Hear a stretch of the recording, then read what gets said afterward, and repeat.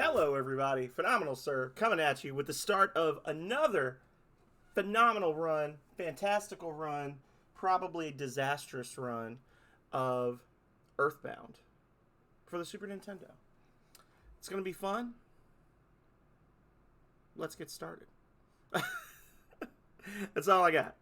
It's going to be fun. Pay no attention to the arrow. That's a normal feature. There we go.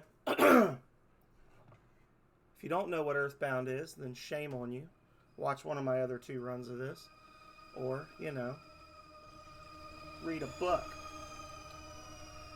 One of my top 10 video games of all time. Top 5 JRPGs.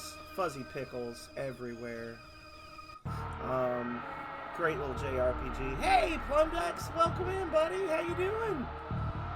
We are just getting started with some Earthbound. Huzzah! So there's where we were last time. We're going to start a new game. Text speed fast. I'm doing well. I finished my big paper. Don't know how well I did on it, but I finished it. And it's over. So,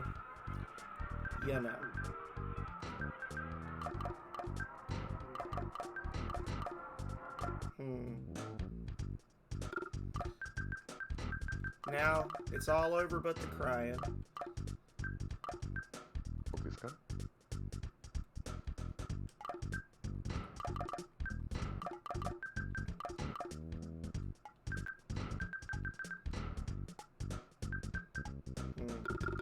Y'all need to have shorter names.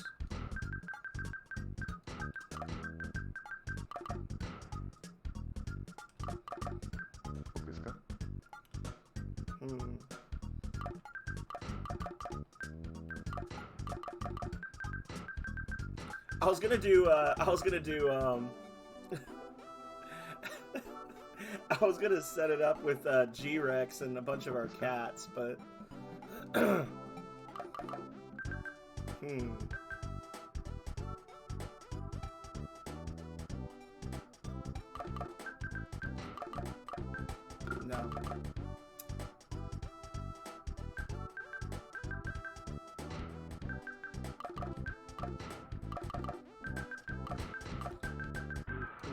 I do remember Philip wanted to be a monk when we did our Dragon Warrior 3 campaign that I did a terrible job on.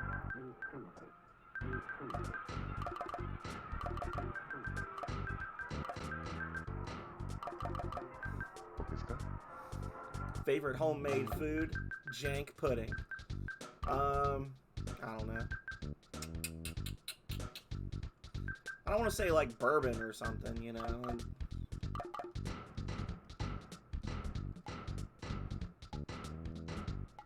Favorite homemade food. Hang on.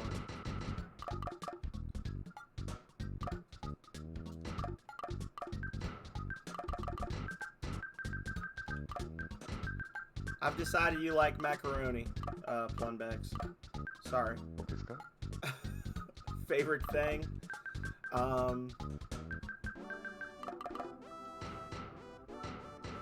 Isn't gaming on here? Yeah, there you go.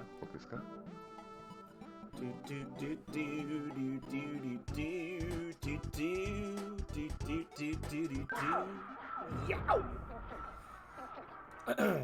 Let's get into it.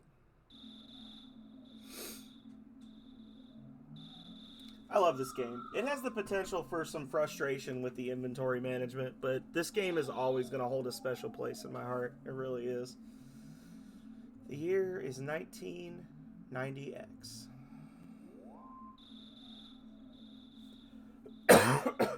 ONETT, a small town in Eagle Land. I can literally remember being like 8 years old, staying home sick from school and playing this game. Sitting on the carpet in front of the TV with a big glass of hot tea and blanket wrapped around me and the controller up underneath the blanket.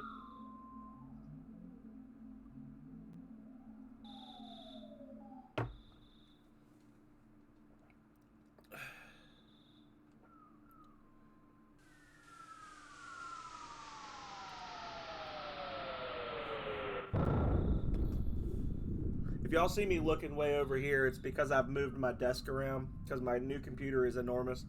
So I got my laptop over here, and I used to always have I would have my monitor here, and then my laptop here, and I would just look when y'all were talking.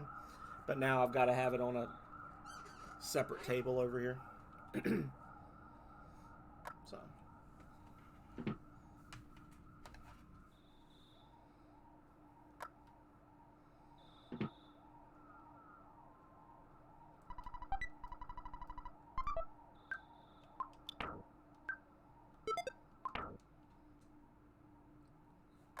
Here we go, y'all. We don't need that yet, but I don't want to forget it. I think I might have forgotten it last time. What was that noise? Plundex, you don't seem scared. Are you nuts? And now you want to go check it out? Oh, okay. You'll sneak out of your room anyway, even if I ask you not to. At least change out of your jammies before you go.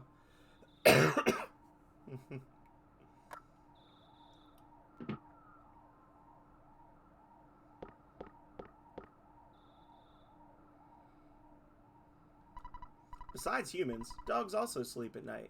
Why aren't you asleep?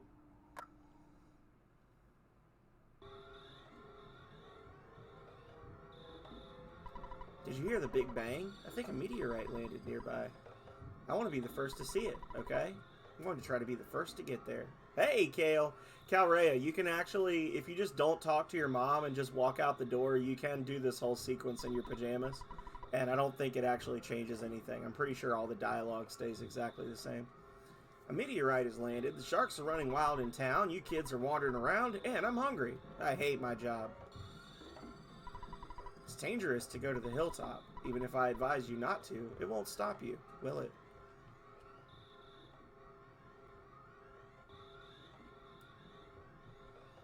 Whee! Hey, you! Don't you know what time it is? They didn't have in-game clocks when this came out. Well, a bread roll on the side of a hill is a bread roll that I'm gonna eat. Hey, Plunbex. Hiya, buddy. Meteorite fell down and went boom. It was a real mess for a while. I was fine because I always eat garlic and work out to help make my body stronger. However, the weaker citizens probably fainted.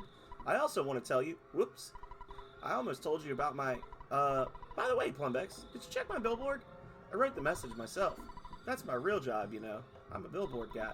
Why don't you check out my work? Yeah. You were the first one in, so I was just like, alright, it's Plumbex.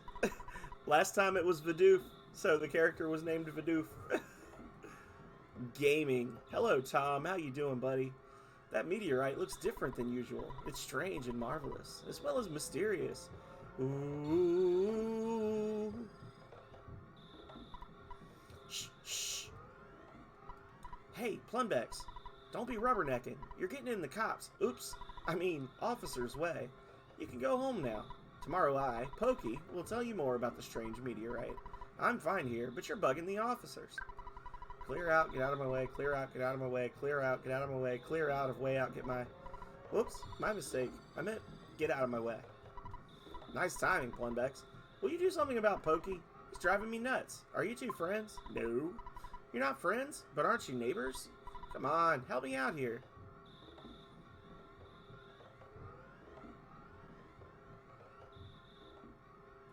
Do do do do do. Do do do do do. Do do do do do do. Do do do do do do do. I got a bad feeling about that Pokey character. Yeah. He just, I don't know. It's just something about him makes him seem like a colossal POS that's gonna cause constant trouble and consternation throughout the town.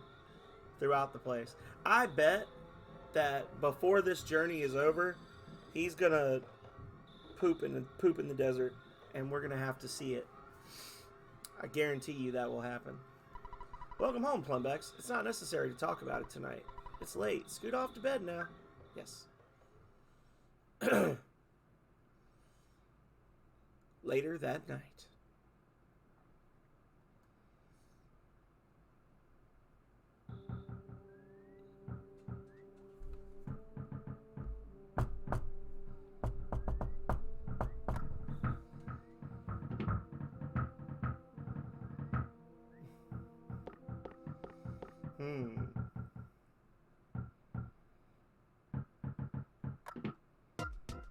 It was unlocked the whole time.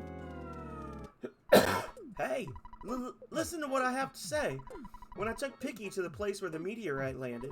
Oh, good evening, ma'am. You're looking lovely as usual. Anyway, as I was saying, the police that were guarding the meteorite landing suddenly left to deal with the sharks. You know the sharks. They're the local ruffians, and they were really going wild. Suddenly, I noticed that Picky was gone.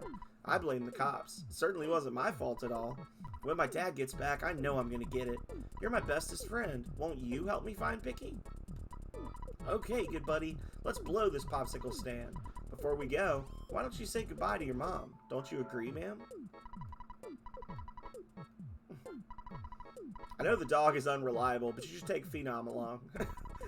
The cracked bat in Tracy's room could help out at a time like this. No matter what anyone says, you're a courageous, strong boy. My very own natural-born fighter. You'll go far. Remember to go for it.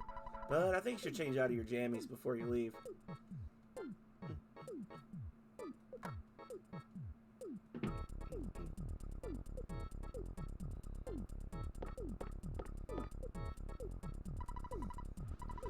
Good luck on your adventure.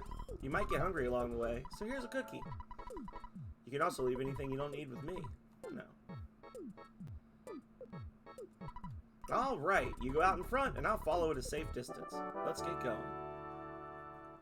Should we bring Phenom along? I don't know.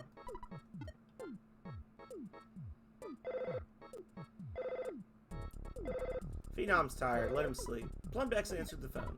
Hello, it's your dad. Work to exhaustion when you're young. Have you ever heard of a weird saying like this? Just remember, I'm always behind you 100%. Don't be afraid. I know that you're brave. You can do it. Don't forget to call me periodically during your adventure. Make a record of your progress when you call me. Oh yeah, there's $30. You have your ATM card. Well, the father of a hero, at least. Dead.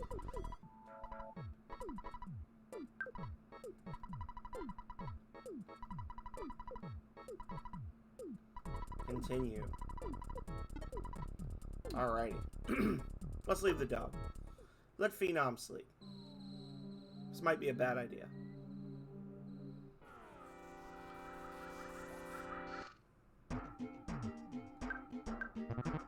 Get him, Plumbex.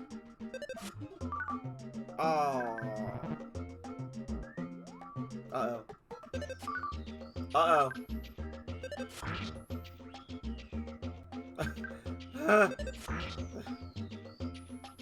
Oh, he stole a cookie! Bastard. Well, that was unfortunate.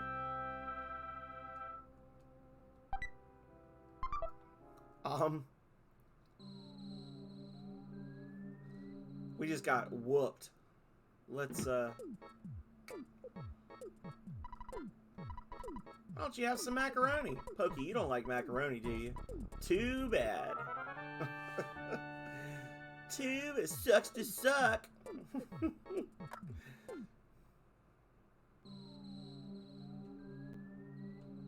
Oh! Jongo! Uh-oh. I feel like this might be a bad idea, not taking the dog. I'm just trying to be kind of weird and goofy, as one does.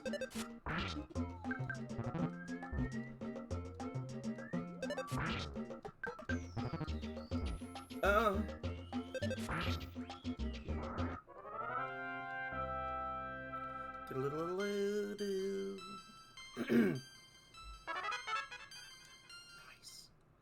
Plundex realized the power of Life Up Alpha.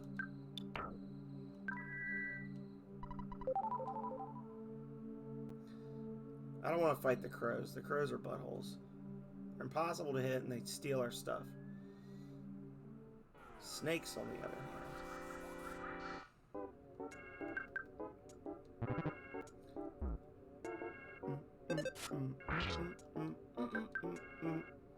Pokey used Plundex as a shield.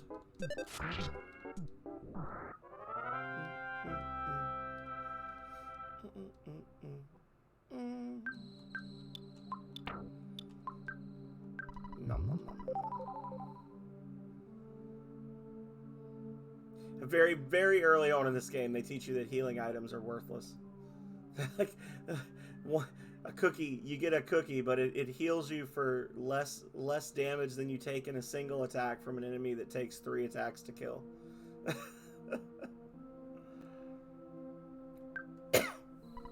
What? Oh, you woke me up. Pokey, I've been looking all over for you. You see, Pokey got scared and ran away. Well, I'm glad that you're okay at least. Let's go home now. I bet Mom and Dad are worried sick about us. Geez, sometimes I wonder which one of us is the real big brother. Picky joins you. Plumbex, do you hear a buzzing that sounds like a bee flying around? No. Oh, come on, you must hear it.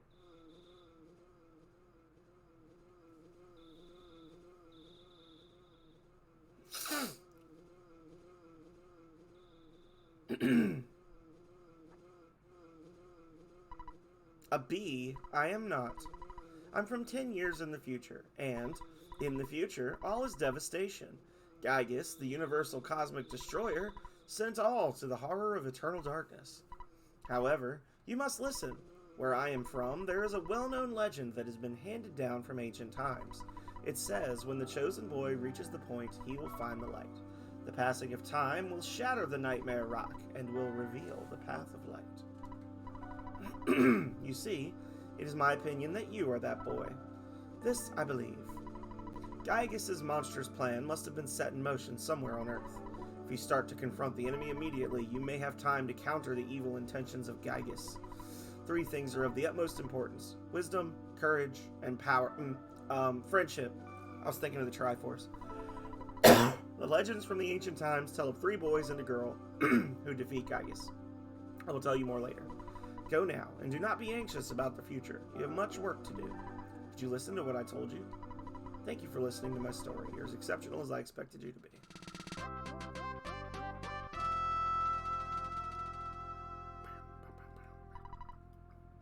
Buzz now joins you.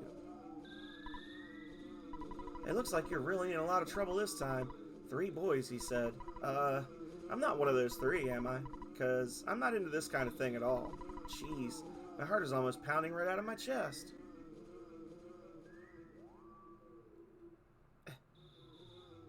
And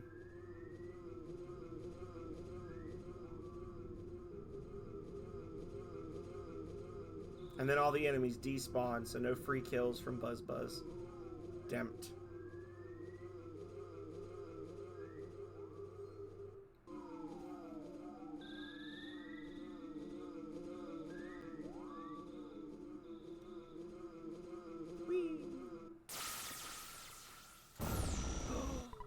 It's been a long time, Buzz. You've been successful at foiling Master Gygus' plans. But, Buzz, you must now surrender. You're no longer a hero, just a useless insect. I'll stomp you hard.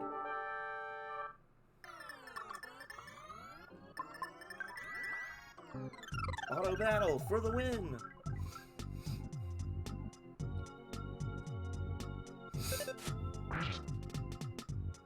Pokey played dead.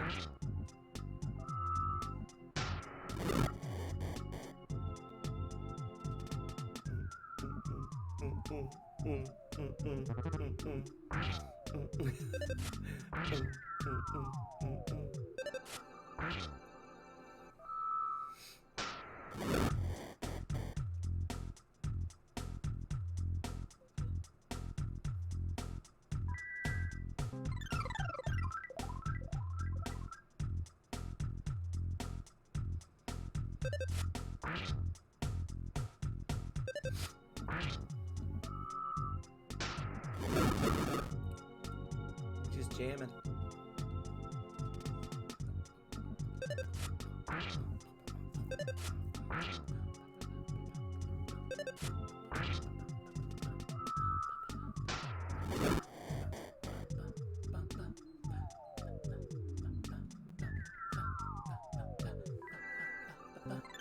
Your psychic powers are useless against me, Junior. Kill him, Picky. Oh, he actually did it! I don't believe it! Oh, I honestly... I was thinking, like, I was trying to think, like, is it actually possible to kill Starman with another character, or does Buzz Buzz have to kill him? Oh, Picky, absolute MVP. The Picky kill. Oh, the rare Picky kill. I am doing great, Health. We got a Picky kill. Are you kidding me? I was taking a big chance there. So Picky in this run, Picky is 1 for 1 on kills. Every enemy that ever faced him died at Picky's hands. Because this is the only fight we'll get in with him. He came from 10 years in the future to kill me, so we can't relax yet. From now on, you'll be fighting enemies sent by Gygus, as well as humans who have evil thoughts. There'll be monsters, you know, there will be creatures that are possessed by an evil cosmic horror, and also, like, some guys that are just dicks. They'll definitely make trouble during your adventure. Animals are also becoming violent due to Gygus' influence over the evil in their minds. It is the truth, so listen. The rare Picky kill. It's a clippable moment. Where in Sam Hill have you boys been? I'll have to think of a suitable punishment. I'm really sorry my kids troubled you so much. Both of you are really going to get it now. You hear the ploink, ploink.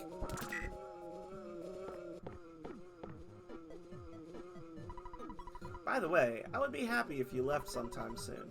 I'm tired of your family living next door. We've loaned your father a lot of money. It may have been $100,000 or more.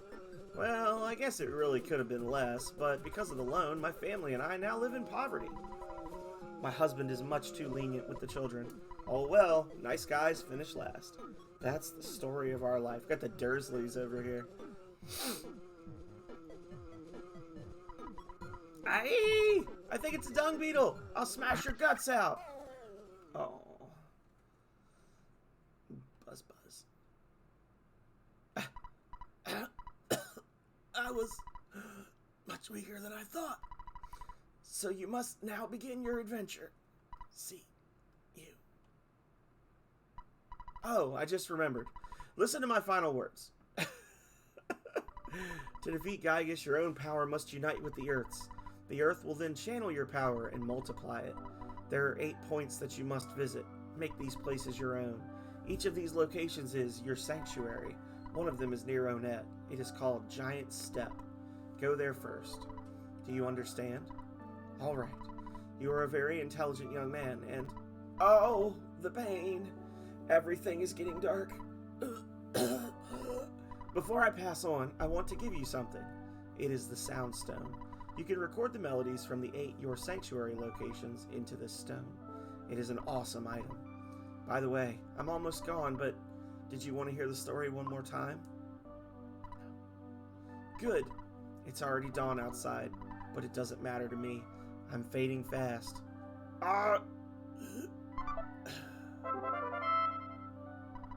Plumdeck's got the Sound Stone. And then the happy music starts up again. Boop, boop, boop, boop, boop, boop, boop.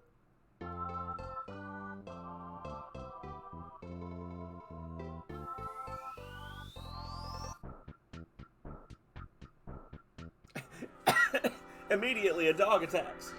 Hair down. Sup, Megan? How you doing, buddy? Hope you're ready for D&D this Sunday, because I know I am. I swear I'm gonna send y'all that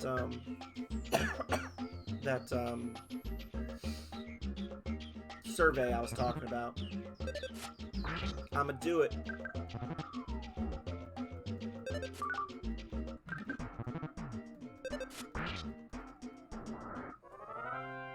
Became tame.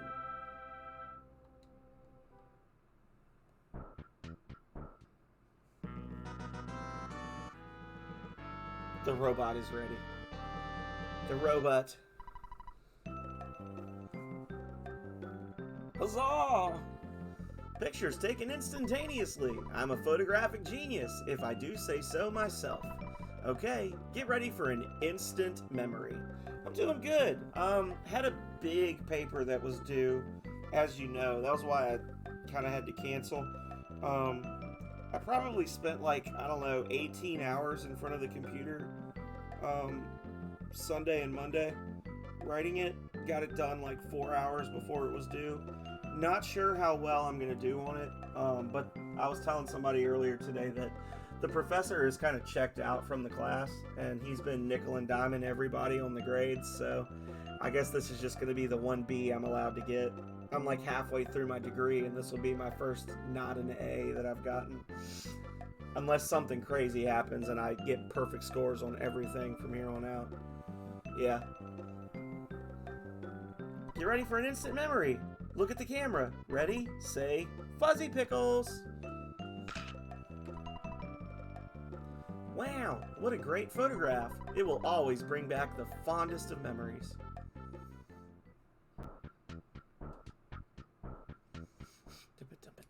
Bum bum bum bum. Fuzzy Pickles! I like being at home, relaxing quietly. Can't you see? Yeah. It's the same teacher that I had for my nonprofit law class, but he was like way more into that class. This one, he has made it a point to complain about how late the class is and where the classroom is like every single week since class started. He says they've got us in the rumpus room. It's like some weird room. It's like a study hall classroom at the end of a hallway, and it's got way too many tables and chairs in it, and the layout is really weird. And every week he's like, "Welcome back to the rumpus room, everybody."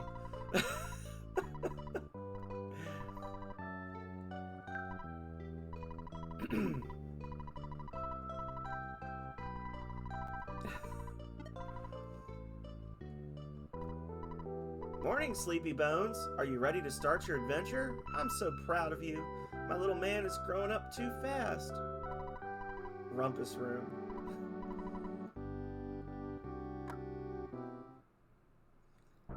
The rumpus room.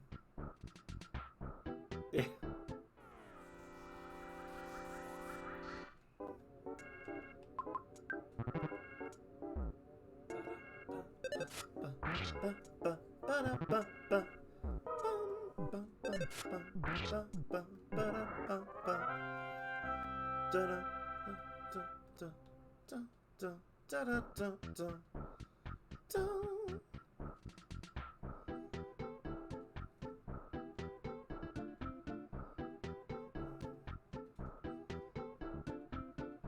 I love the music in this game. It's so good.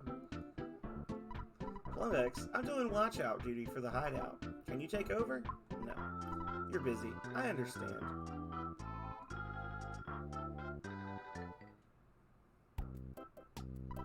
I'll give you my Mr. Baseball cap. I know you've wanted it for a long time. It's the best cap for someone really brave like you.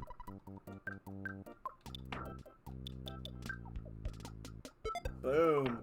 Quadruple defense. Dun dun dun.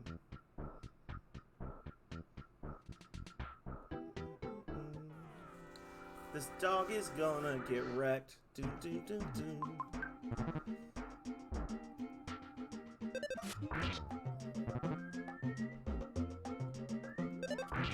It's a huge difference to the damage we're taking.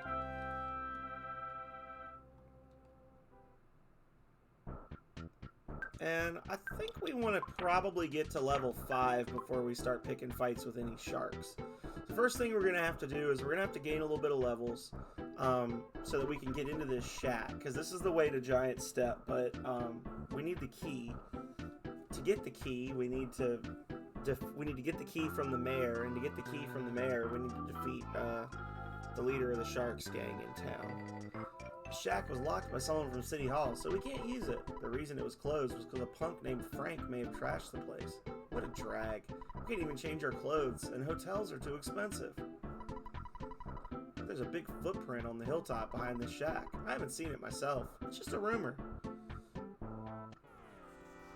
Do do do do do do do do do do do. The shack was locked. It was locked by City Hall. It was indeed.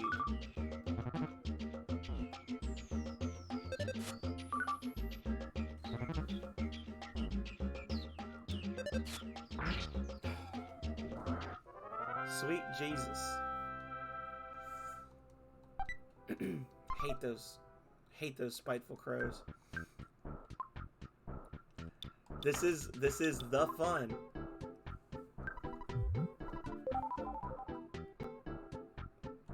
This is the fun, Drew. How are you doing? I had a feeling you might show up when I fired this bad boy up. A little bit of that. Yeah. You know, only good thing about corvids is when you can kill them and take their jewelry away, right? Oh, when I was screaming at Ness to quit healing himself? Yeah. That was the first run of this I did. The first run was a little ragey. The second time I beat this on stream, I think I killed the Kraken with a flash spell in round 1, goofing off. And like didn't even know it was possible. So so hopefully we'll be more like second run than first run. First run we also sold them in winters so we could buy the T-Rex bat early, which was kind of that was a special experience. That was like a whole stream just to itself. Just killing dogs and crows for bread rolls and cookies that we could sell. I must be the happiest man in the world. I can practice my trumpet in this scenic spot. Oh, are you gonna stream it? That would be awesome. I'm actually setting a goal for myself. I don't know if I'm gonna make it or not. I'm setting a goal for myself that by this time next week, I want to try and implement achievements. So I'm gonna spend some time this weekend working on the achievements. See if I can get that done and do an update by the 21st.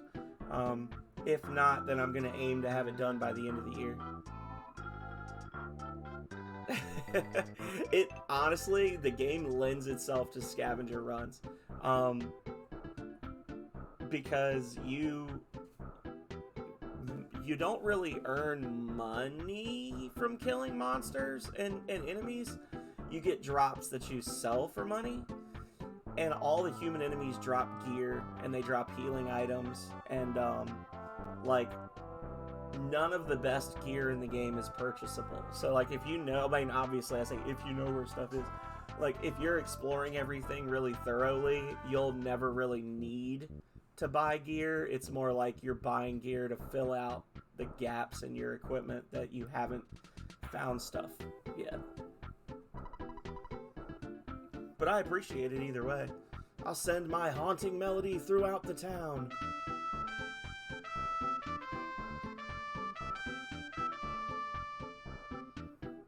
You should let me know when you're gonna stream it, and I'll try to like show up for a couple of the weekend ones, especially with the holidays coming up. I'm gonna have a lot of time off.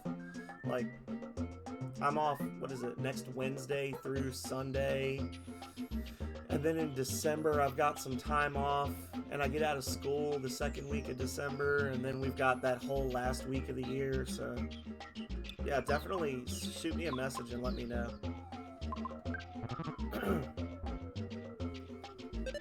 For those of you that don't know what we're talking about, I made a game that one time. It's on Steam. It's amazing, I think. I mean, I've beaten it like 10 times. I haven't gotten tired of playing it yet.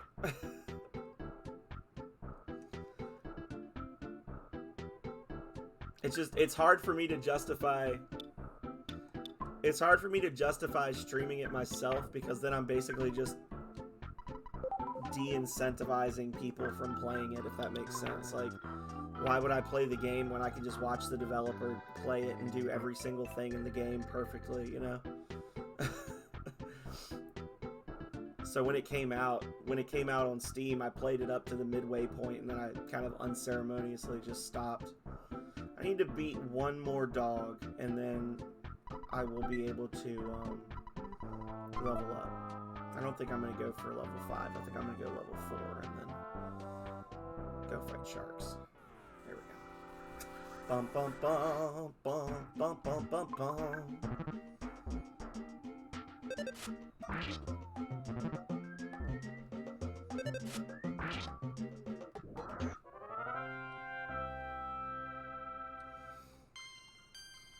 Oh, baby. Nice.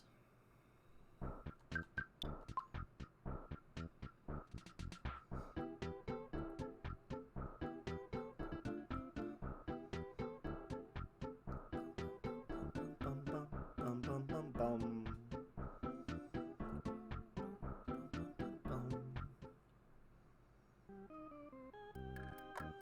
I don't think that it's reasonable to hope that I'll have $100. Oh. I think I'm $1 shy of being able to afford the copper bracelet. Oh no. I want to say it costs 108. That is madness. No. No.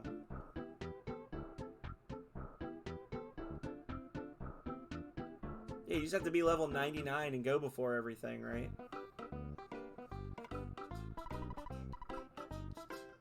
It's this guy. Nope. Ha! It's 98. Yes.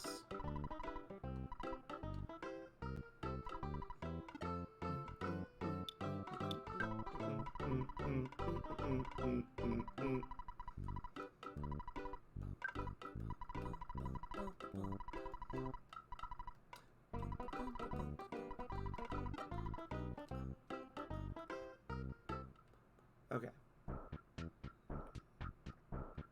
Time to go kick the crap out of some school children. Near pain and anger. That's, yeah, that sounds horrible. You were so, was it to quote the late great Ian Malcolm from Jurassic Park, you were so concerned with whether or not you could that you never stopped to think whether or not you should.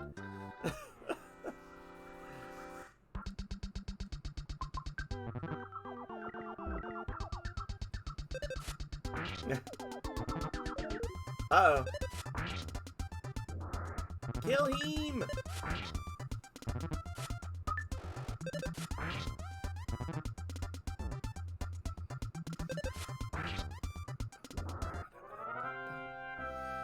What we get? Nice. Almost half a level.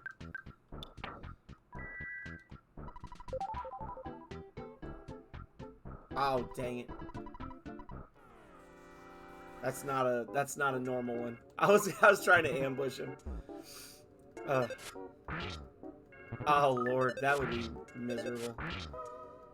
I don't think I've ever equipped a yo-yo or slingshot in this game. Because I mean, when I bought the game, it came with the guide, right? Like it came with the player's guide, and I remember reading it and seeing that they were less accurate, and I was just like, nah, I'm not about that life. 9-year-old Phenomenal Sir was not about weapons with 30% accuracy debuffs. It was you! You beat up my buddy, didn't you? You'd better just beat it.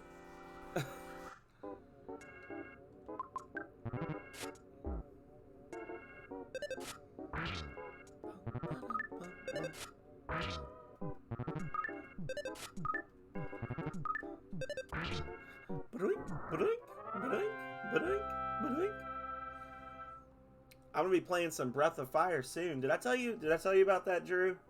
I'm planning, I say soon, February 10th is the start of the Year of the Dragon, and I'm gonna try to do an endurance run of Breath of Fire 1. I'm gonna try to beat the whole game in one sitting. I don't know if I'll be able to or not, but I'm gonna try. I think looking at past playthroughs, I want to say it took me between like 15 and 18 hours to beat the game if I use Agni and like just go for it, like use a lot of Marble 3s, use the ultimate dragon form once I can get it. I think I can beat the game in around 16 hours. Possibly.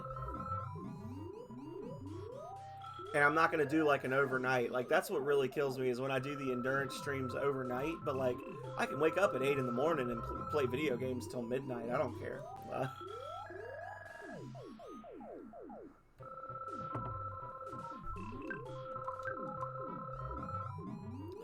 so. Uh-huh. You sound like a real whiner to me. Don't get lippy or I'll kick your butt. To tell you the truth, I like drinking tea and eating fresh vegetables, but that doesn't fit my super cool image. Guess I just have to accept this about myself. Oh, by the way, I forgot to mention this earlier, but for everybody that's in here right now, definitely vote in the poll. I've been thinking I'm going to do another Pokemon game soon, and I want to let people kind of have a vote on which one we do, because I really can't decide. Like, I want to do them all equally. So yeah, if you're watching on your phone, there's like a little widget icon up in the top right corner above the chat. I think the icon is brown. It's a little poll app. There's only like 3 apps that you can have on there, or extensions. So if you're at all interested, I'm trying to choose between Pokemon Yellow, Silver, Emerald, and Uranium. They're all really good games. Uranium was a fan game, but it was a really good fan game that actually had like a working global trade system. Like, it was a fan-made Pokemon game made using RPG Maker as like the base program. And they stole a lot of assets, but then they made their own monsters. They made a completely new area. Cool story about nuclear power. Had like 1 million downloads in the first 48 hours. It was done, and then Nintendo hit them with a cease and desist. But very, very cool Pokemon game.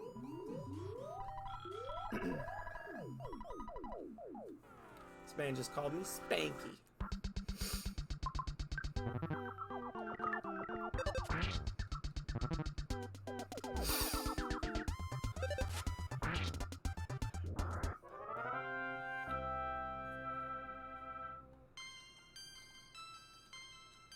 Nice. Got that juicy 14 HP boost. Hey kid, do you want to become a member? No. Uh-oh.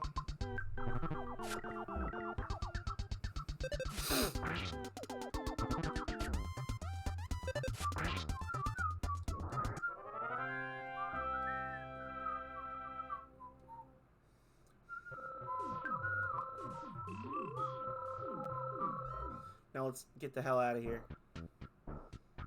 Ah! Almost got run over by an ambulance. That's a rough way to die.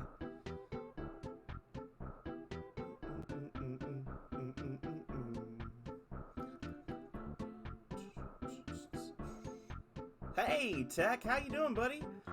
I'm doing well. Getting back into the swing of things. The worst of school is over for the semester. Starting up a wholesome run of one of my favorite RPGs ever made, even though there are some parts that are a little frustrating, like the inventory management. But yeah, having fun.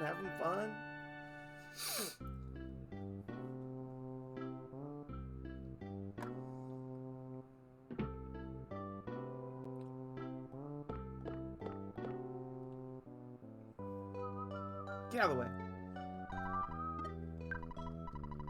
$106. This is a good game. Earthbound. Oh no. Was this a rough one? Were you not a fan of this one?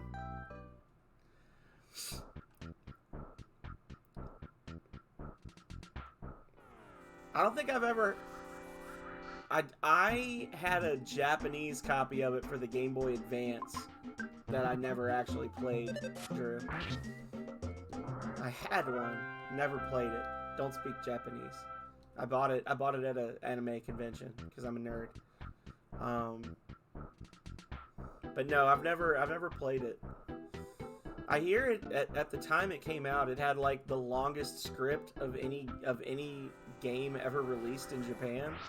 So that was like part of the reason they never, like, there's so much unique dialogue with the different NPCs and stuff. Like, that's one of the reasons they didn't bring it over to the US, was because they just, like, honestly, like, the first one was kind of weird. It was like a niche title. And they just didn't want to spend the time and money to translate the entire game when it had like 1 million lines of dialogue. or something ridiculous. Fighting a purple tent and waiting in the waterfall. Yeah. Those are wholesome experiences, Tech. So, pro tip. Waiting in the waterfall is a great time to take a potty break. And purple tent succumbs very quickly to a big bottle rocket. GG.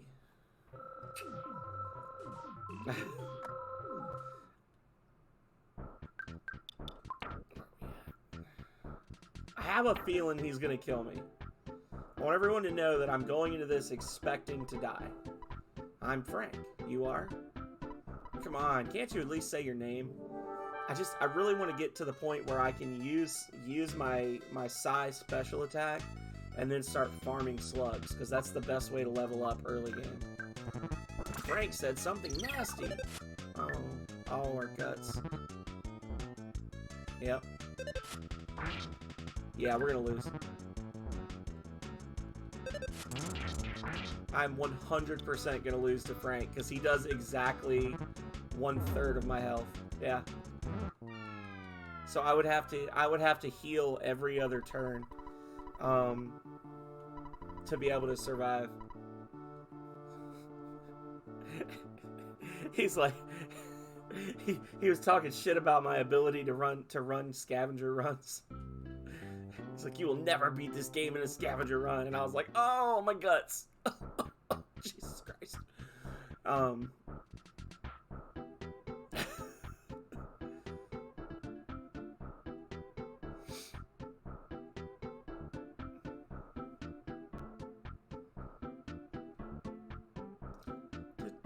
I don't know why I'm like so obsessed with following the contours of that little path. Damn, Frank. He called me out for not doing my no AP challenge run of Breath of Fire 3, even though I've been talking about it for like 2 years.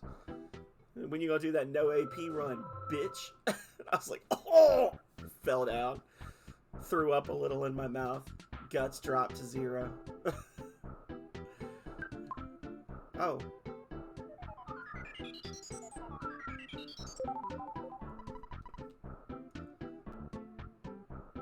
I mean, it wouldn't be impossible, but it wouldn't be fun.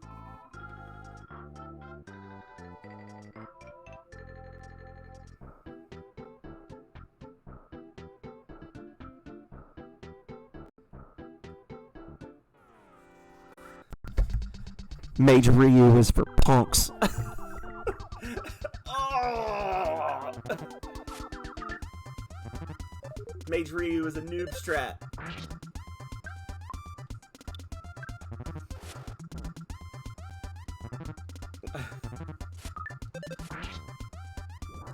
I need to create a command. I don't know if you can do it in Twitch Studios like you could in OBS. Come up with a command called !Frank, where you type in !Frank, and then the game will just give you like a random nasty thing that Frank said, and it's all just him talking shit about my gaming abilities. Frank said you can't beat what is his name? Radagast? From the meteor dude from Elden Ring. Radagon. Frank said you can't beat Radagon solo.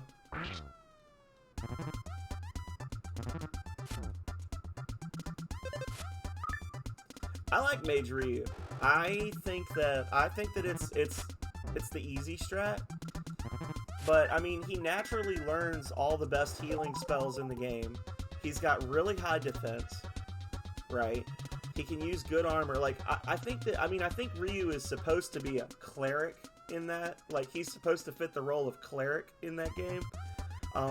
But, to be honest, like, in general, Magic in Breath of Fire 3 just isn't as good. Because, because Nina is trash.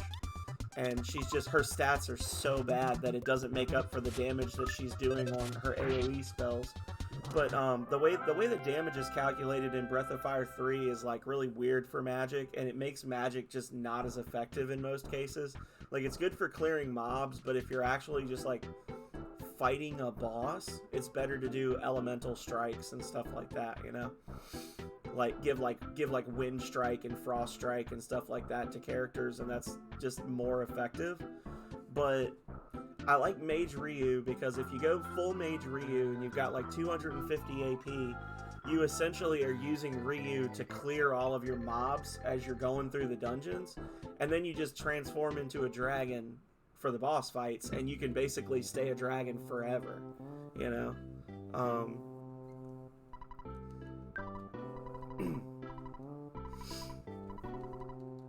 Because no matter who you train with, Ryu is gonna be a tank no matter what. Like, he's never gonna be as tanky as Gar or Peko.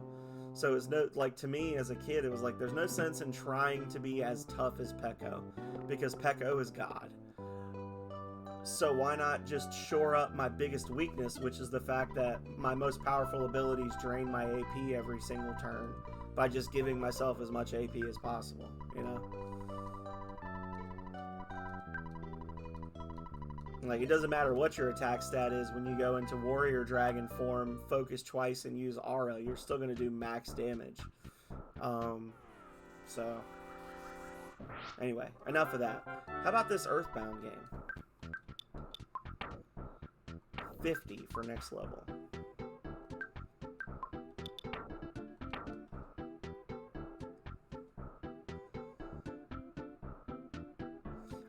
I think I was level 6 last time when I fought Frank. I think 6 is the level. Yeah.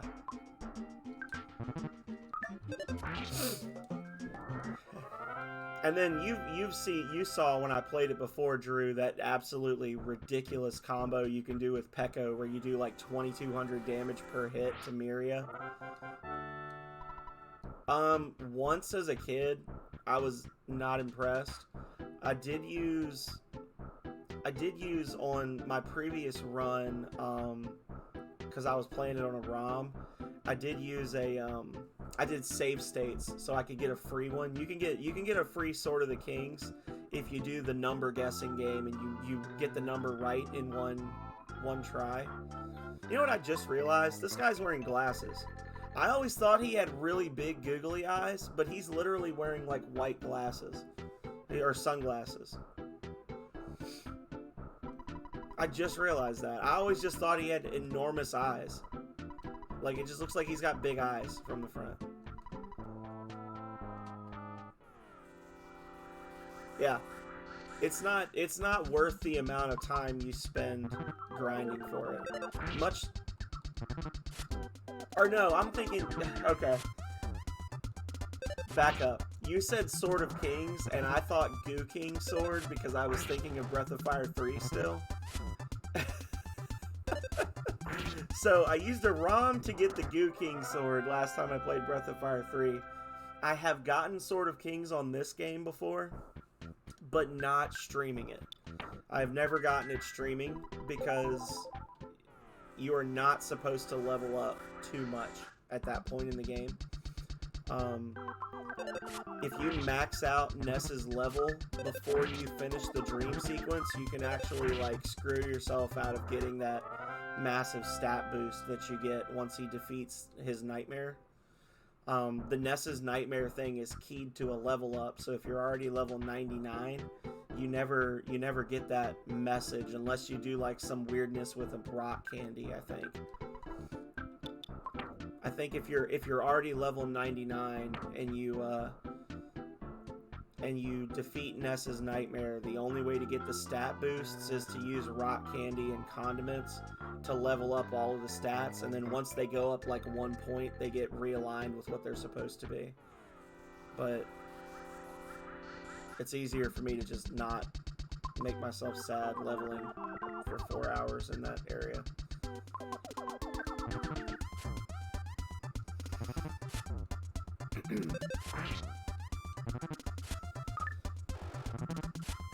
You got me with Breath of Fire 3 on the brain. I need to do another Breath of Fire 2. I played Breath of Fire. I'm thinking about it because Plundex is here. But last time I did Breath of Fire 2, I was in a really bad mood the night I was playing it. I probably had too much to drink, was very cranky, and then was just like, F it, I'm not playing this game anymore. And like just ended the run. Like ended the stream early and just never played it again. And it's not because I don't like the game. It's just I got like a mental block over Breath of Fire 2. Yeah, you can auto battle in this.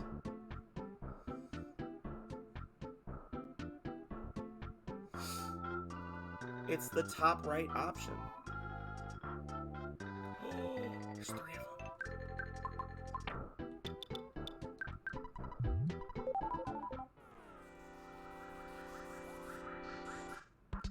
Now, I will say, it's difficult to cancel auto, because to cancel the auto fight, you have to press B while it's your turn, which means, like, you basically have to keep pressing B over and over until it gets to be your turn, and then you, like, sneak it in before your attack or something. Like, the timing on it's weird. So, like, I'm pressing B right now and nothing's happening. Yeah. You have to do it like at the start of a turn, not in the middle of the turn. It's very weird the way auto battle works. And I don't know why they set it up that way.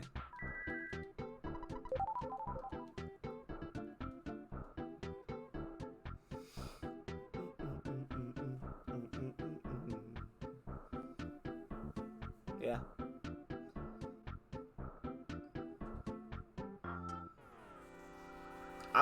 I would never dream of doing auto battle later on, even if it's something that if it's something low level, because when you do auto battle, your characters will use psychic abilities, and they will do stupid things. That was when I was talking, I don't know if you were here yet, Tech, but I was talking about when I got angry when I streamed this before. There's actually a clip of me, like, screaming at Ness because I was in the last room of the game before the final boss. I was fighting the ghost of Starman, and either Ness or Pooh kept using their psychic abilities and getting the attacks bounced back onto the party until everyone in the party was dead except for Ness, and then Ness got locked into this loop where he just kept healing himself over and over when the enemy was one hit from being dead. Like, it was incredibly frustrating, and I couldn't get the timing on the auto battle right. Like, he kept, yeah, it was just, yeah.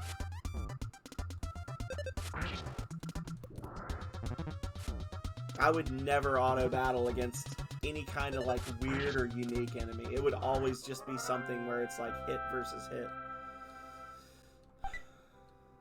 Skyrim Suplex is still #1. Have you noticed the other? I have another featured clip, Drew, that I think you might like even more. Where it's on my features, where I get killed by a kettle. Same character, the Khajiit, the unarmed Khajiit, and I go up and I, like, smack a cauldron that's sitting in a bandit camp, and it, like, glitches out, pings off the wall, and hits me in the face and kills me. It's glorious. Alright, 109. Yeah. Hang on.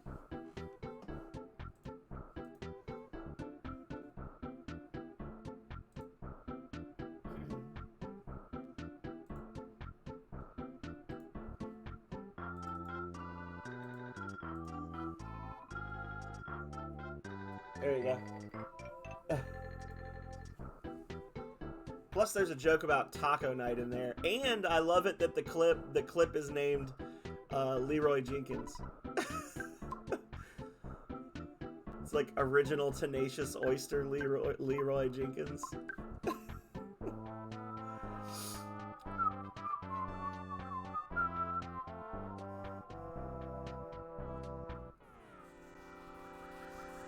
Oh, he got there. Oh, no, he didn't.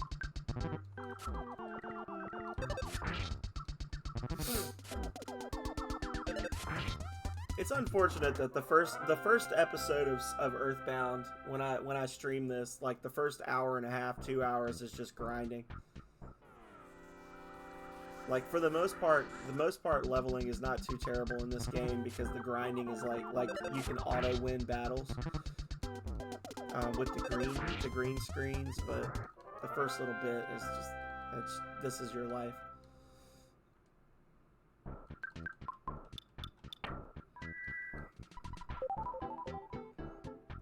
I was just too beautiful for this life.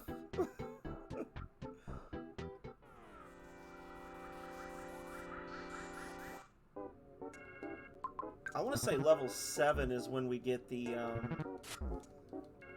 special psychic ability as well. Not that I would use it on a single target battle, but... Hey Rose, how are you? Welcome in. Welcome to ONETT. Playing some good old-fashioned Earthbound. Some wholesome JRPG action going in here. Oh, not quick enough.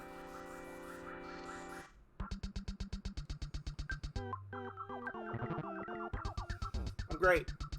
My paper is done, and the die has been cast. It is in no way, shape, or form the greatest paper I have written since I started my graduate degree. And I don't care, because I am not feeling this class.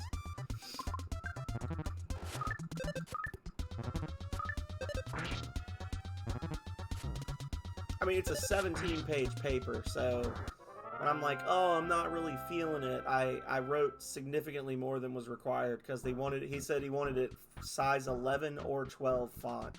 And I thought about that, if Calray is listening. I was like, man, this 15 pages is going to suck, because I'm really not into the topic.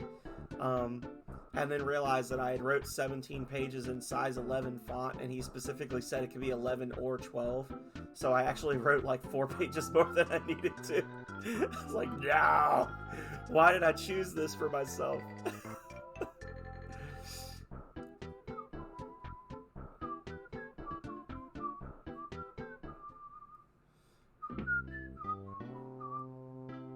But such is life. Eat some macaroni and scoot up to bed.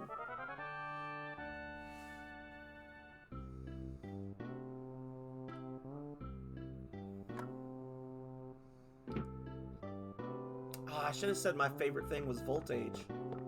Or because it would have just said voltage. It just looked like I'm electrocuting stuff. I should have done voltage. Oh well. 32 XP to the next level, and then we're gonna kick the crap out of Frank. Continue.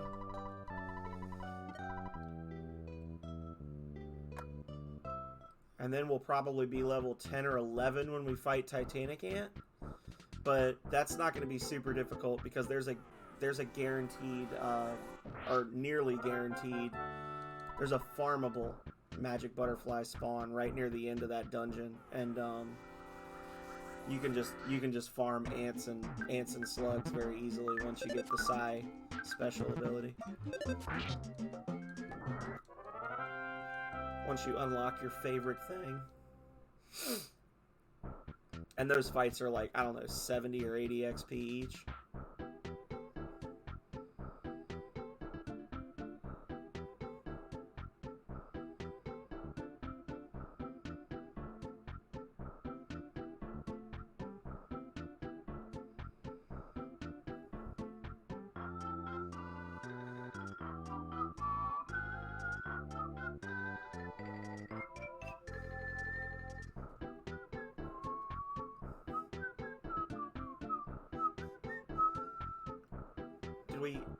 Did we kill all the invaders?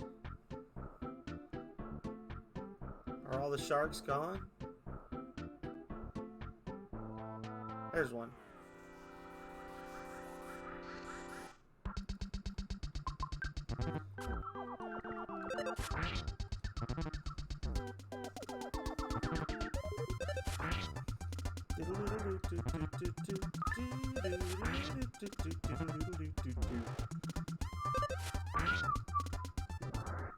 I gotta be completely honest, Drew. Lilliput Steps is one of the last dungeons that I usually do.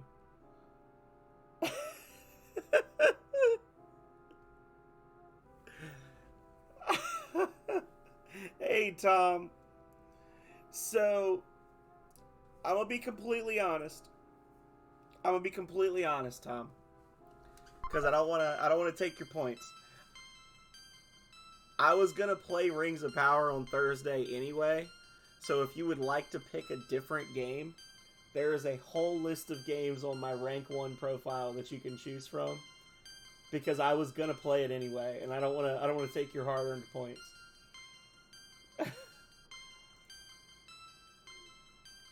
I don't know if you were looking at the list or if you were just memeing, but yeah.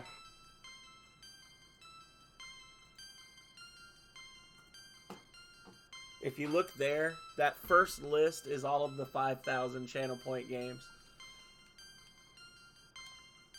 Unless you're saying you want me to play it Thursday and Saturday, in which case...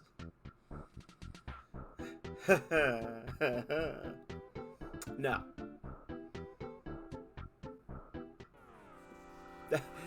That's not on the list. Sorry. Janksgiving's already over. do do do do do do do do do do do do do do do do do do. I would rather do a Nina level 1 run. Okay. I need to practice.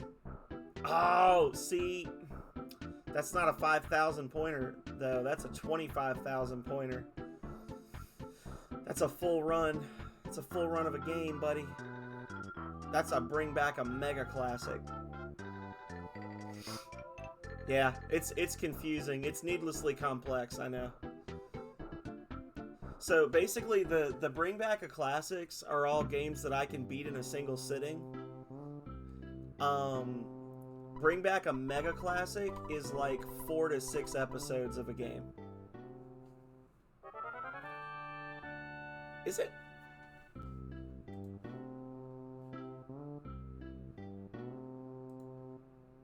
Hang on. Yeah.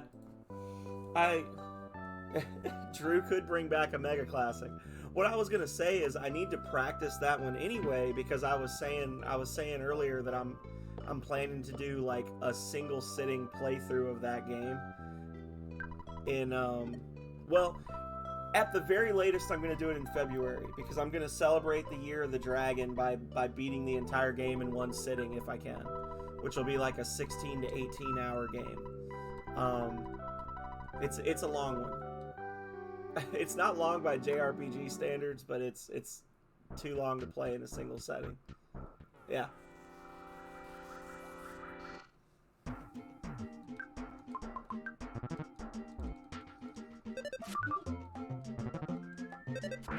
I tell you what, let me see something. Because I'm a kind and caring streamer. Let me look at my schedule real quick. Give me 1 second.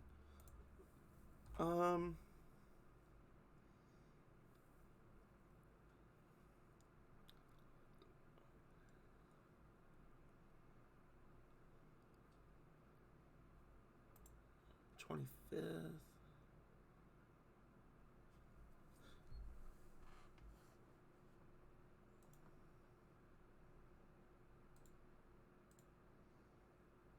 There you go. Okay. So, I'm going to do it Saturday nights. Starting this Saturday, I will run through it on Saturday nights. It'll probably take me 4 streams, Tom. That's a fun one. It's a little frustrating the first time you go through it, but it's a fun one. Yeah. My time zone is Eastern. It's currently 7. It's 10 after 7 in the evening for me right now. I generally start streaming around 6 p.m. or so in the evenings.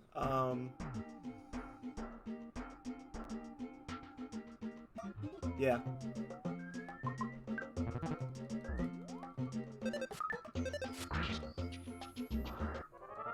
25th might not happen because that's like 2 days after a holiday, and there's like a whole family dynamic there. Now, if it would be more convenient for you, I could do morning streams on Saturdays, Tom. Because I'm open to doing mornings or evenings on Saturdays. I just probably can't do both on a given weekend. So I could do morning streams. I could stream from like 8 a.m. to noon my time, which I guess would be, I don't know, what would that be, like noon to 4 your time, something like that, 1 to 5 your time.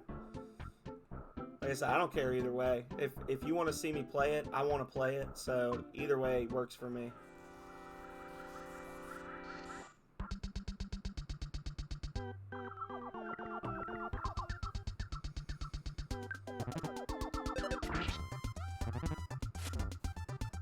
Alright, you guys heard it here. We're going to be starting a run of Breath of Fire 1 this Saturday.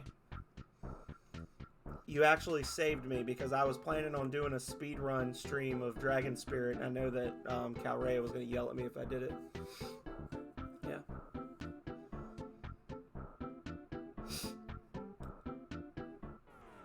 I love Breath of Fire. Probably the only game that I know more of the intricacies of than Breath of Fire would probably be Rings of Power.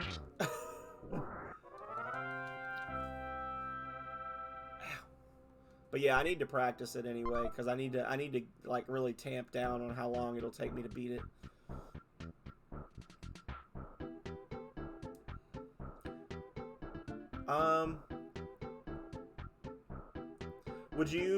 Do you have a preference for Game Boy Advance or Super Nintendo version? Hey. Because I've got both. I've got the GBA and the Super Nintendo version.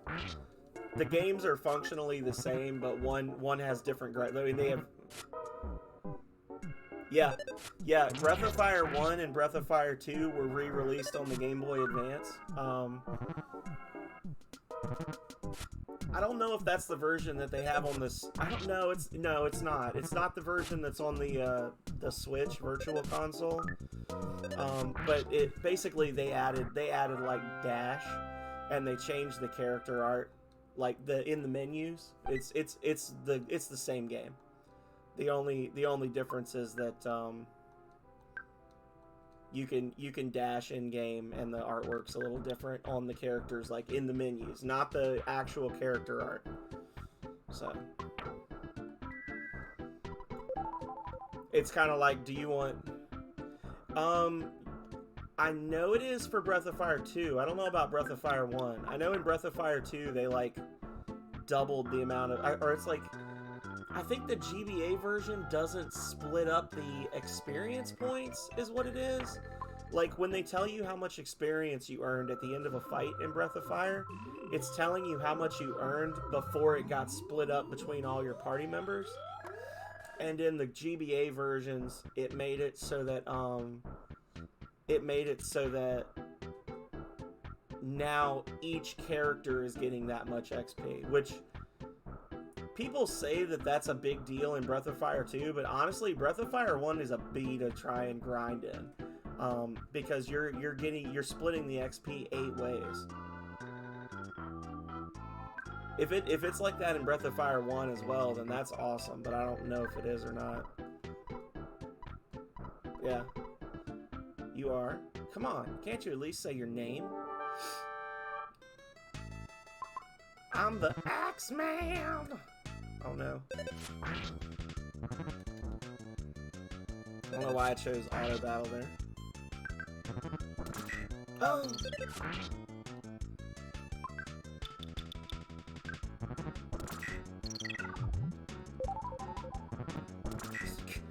Oh my god, he's talking so much shit right now.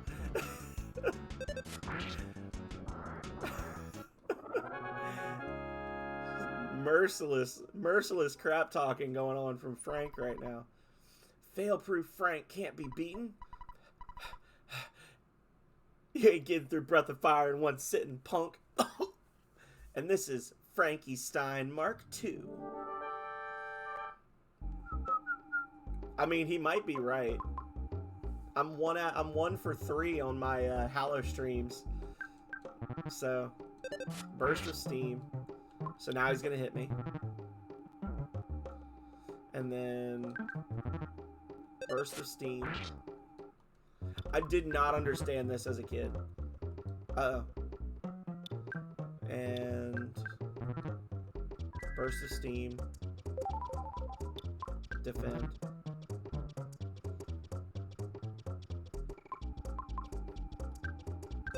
I don't know if I have the power to stop him. Yeah, he's gonna do the same amount either way with the Torindy thing.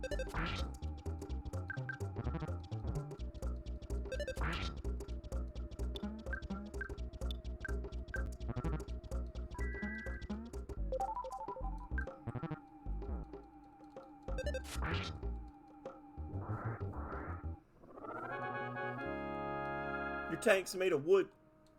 Get out of here. This is my first defeat. Fail-proof Frank is now just Failure Frank. I know you've been asking around, so I'll tell you about Giant Step. It seems to be quite a powerful spot. Some kind of special power is stored there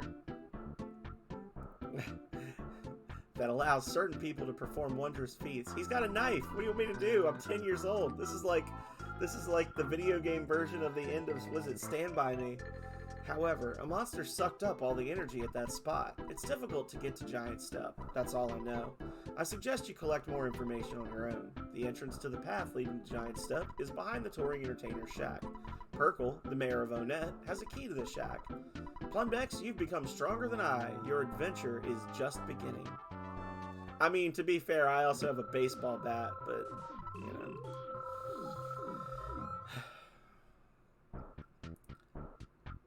Let's not get into a discussion of who's got what that they can swing at the other person.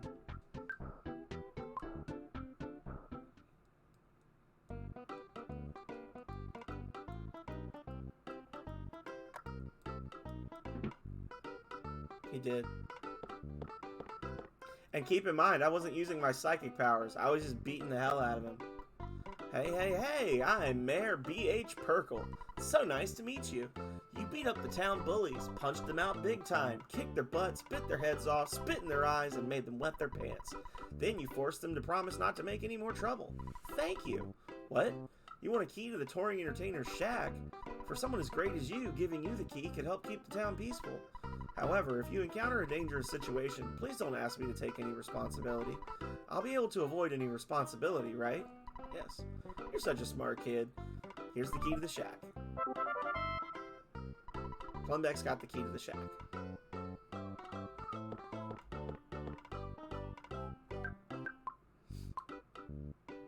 Good job, Plumbex.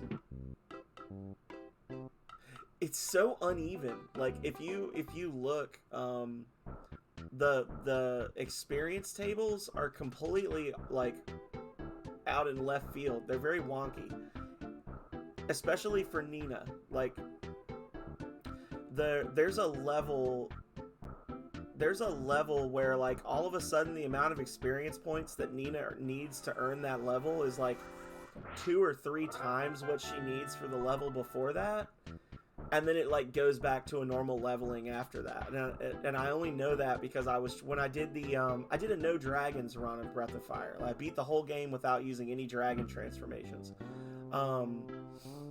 and to be able to do that, I needed to have the like group full cure spell that she earns, and I had never leveled up so high in Breath of Fire 1, and it took so long. Like playing sped up on the ROM, I think it took me like 4 to 6 hours of leveling to go from like barely defeating Zog to being strong enough to cast that spell and then go fight Jade.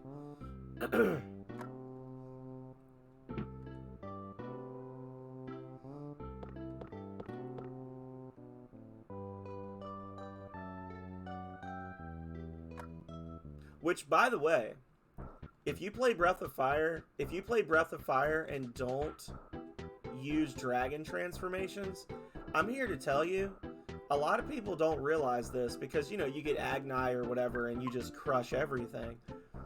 A lot of the later bosses have phases, and some of those phases are an MFer. Like, eventually you get to a phase against Zog, like when he like Zog grinned fearlessly, he starts casting like Meteor every other turn. I used every single healing item I had in that fight against Zog, including all of my moon drops. And the only character left alive at the end of that fight was Karn.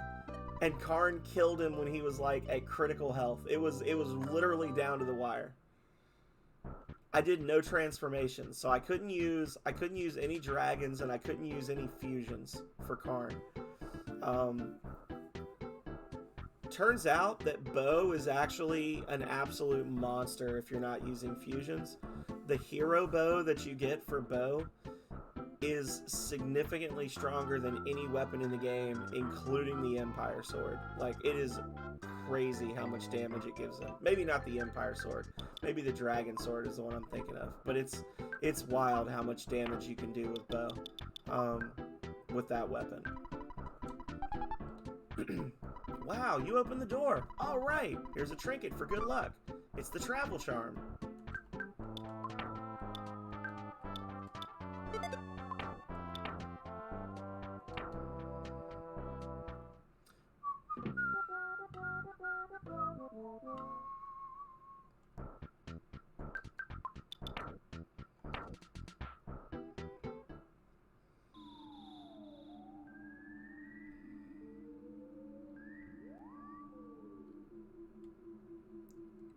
Yeah, the wolf hat. The wolf hat, the skull hat, and the power hat. Not the cursed hat. No, wolf hat. They set you up, man, because the wolf hat is, on paper, it's the best helmet that Bow can wear, that you can literally get in the game, until the point you get the skull hat, at which point you swap the wolf hat for the skull hat, which is also cursed.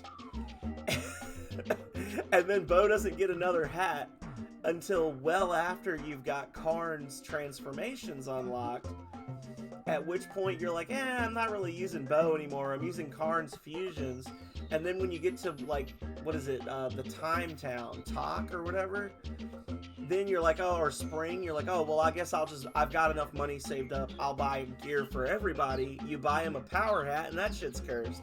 Like, they literally trick you into only ever buying cursed gear for Bow. Star Ocean 1 for SNES? I never played Star Ocean 1. Star Ocean, I want to play Till the End of Time. And I also want to play Star Ocean, The Last Hope.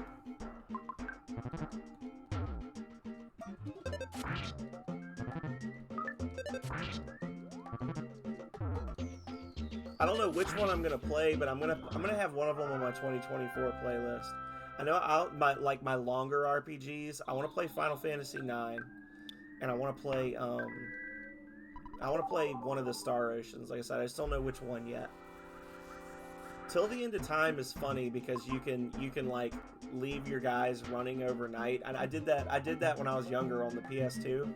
I got it all set up for like auto healing and bonus XP, and I went into the first secret dungeon and just left the game running overnight. I came back and I was like level 130 before I fought the dragon at the end of the first disc or the first arc. And I literally killed it in one hit with a fire spell, which he takes reduced damage from. Like, I just ran up to the dragon and went, shotgun blast! And he died. Karsha, Word of Fate. No, I haven't heard of that. Is it good? Uh-oh.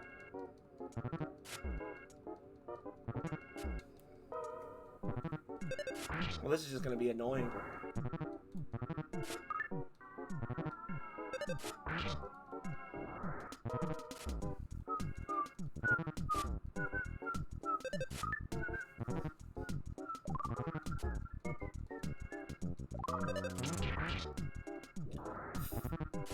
4 is the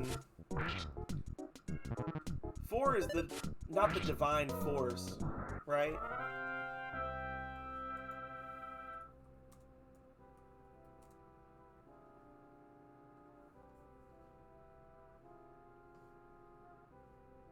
Oh, 3 is till the end of time. I thought till the end of time was the second one. Yeah, 3 and 4. Those are the ones I'm thinking of. Yeah, those are the two I'm talking about playing. The only difference is that 3 gets a little weird at the end. Like the last third of Star Ocean till the end of time kind of goes off in a weird direction. I'm not sure how I feel about it.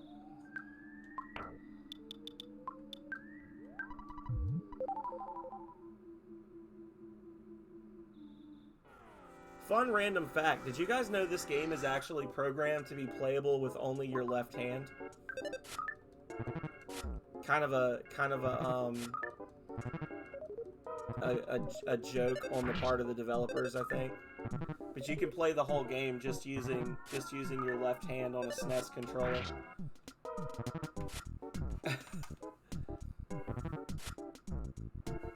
Say watch. Alright. Oh, this is problematic. Hang on. Probably should have done that before.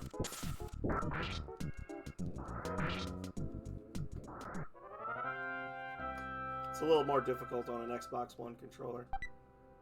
Cookie. Alright. Select. Left trigger.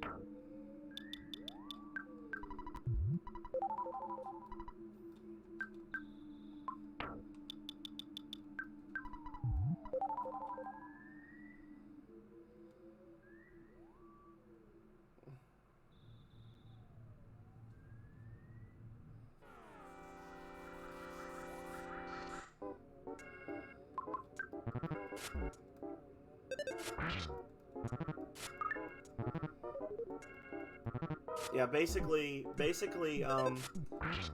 the only thing you can't do playing one-handed is you can't ring the bell on your bike, which is unfortunate. But essentially, if you're just on the map and you press the select button, it treats it like you press the B button. So B and select do the same thing, and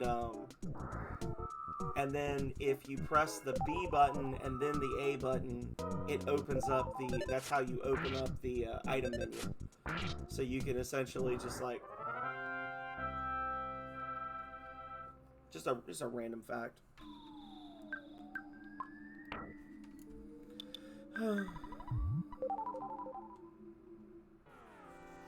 There we go, that's what we like to see.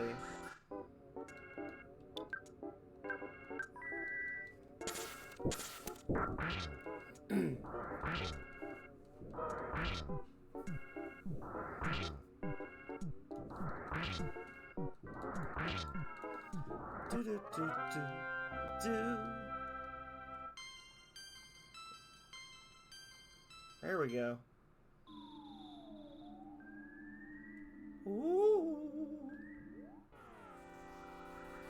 Oh, well, shit. I did not see 6 enemies on the screen, but okay.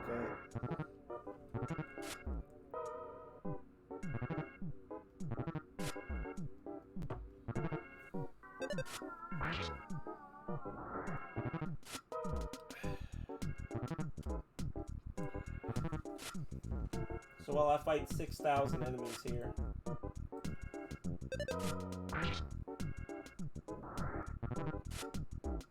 Let me update my schedule for Tom.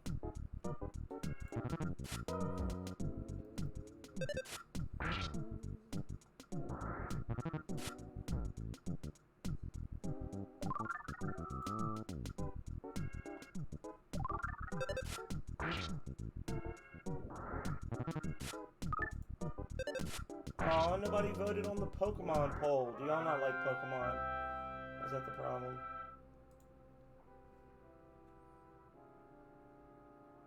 Why can I not do this?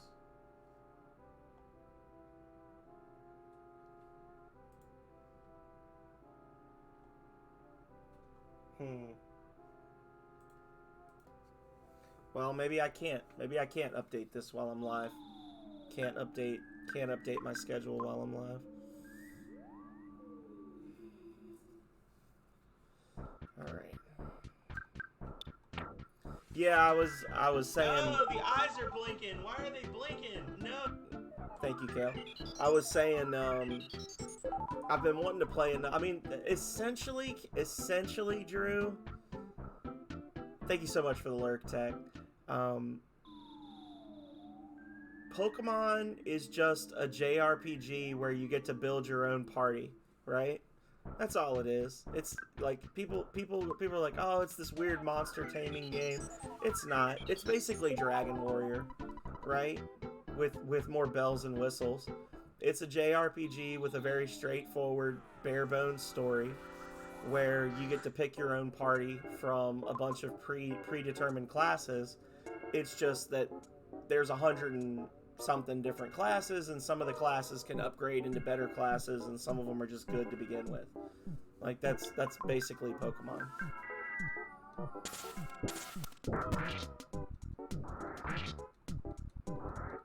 It's Final Fantasy 4 with more jobs.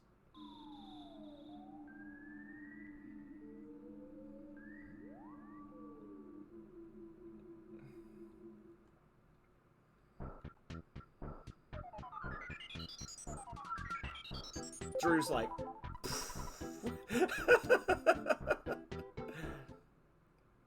yeah, this is true. I've only ever, well, I streamed a little bit of Pokemon Diamond, but I was doing a Nuzlocke of it, and it was too easy. Nah, I get it. I did do a Nuzlocke of Pokemon Blue, and lost nobody.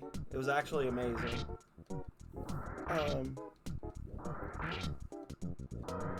We did use the rare candy glitch with Missing No to level up at the end, but we only leveled up to where we were within one level of the Elite Four.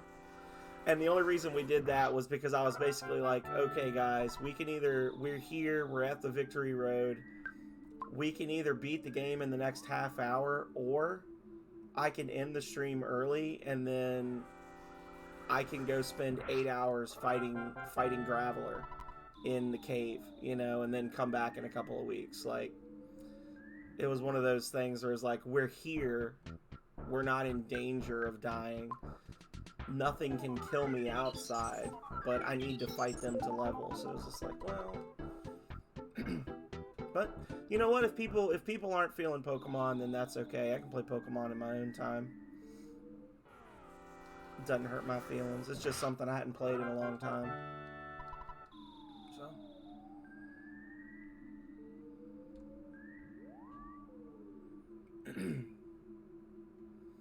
I would like for some slugs to show up. That's what Calray has been telling me for 3 years now. It's your stream. Just play what you want to play. Well, apparently we're gonna be playing Breath of Fire, so we can't play Pokemon right now anyway. We're playing 2 JRPGs at the same time.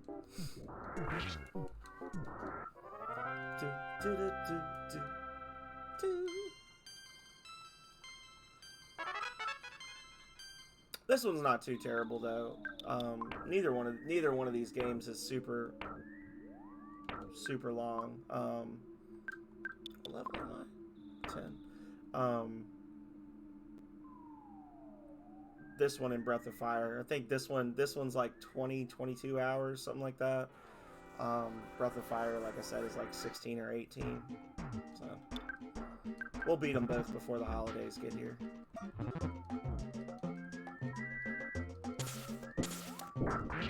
Yeah.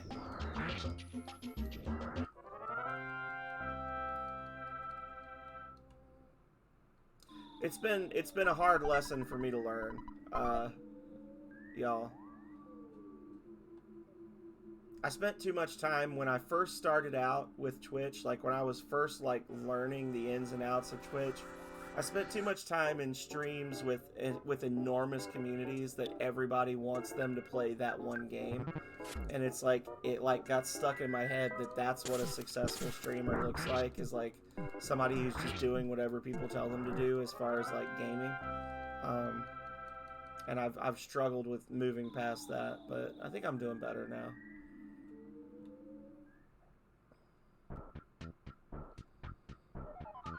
I'm gonna eat this butterfly.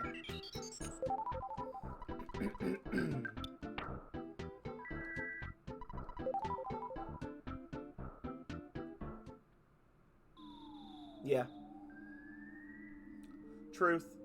And that was the thing with like the Halloween. Like last year I did, you know, I played a few spooky games throughout the month of October. And then I did my awesome Hallow Stream marathon, and I was like, man, that was so much fun. I want to do that again, but I want to do it even more. And I ended up overdoing it and basically burned myself out on horror games to the point where not only did I not do the big 12-hour overnight stream that I'd been talking up for 6 months, I didn't even stream for like 2 weeks because I was just playing horror games that I really wasn't into. Yeah.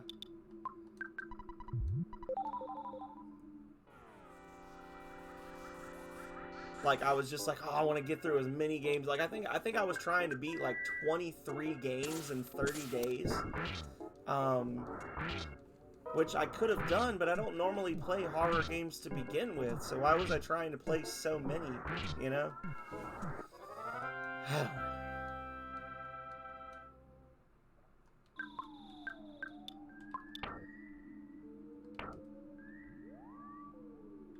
Holy stuff. Alright, these are gonna be ants.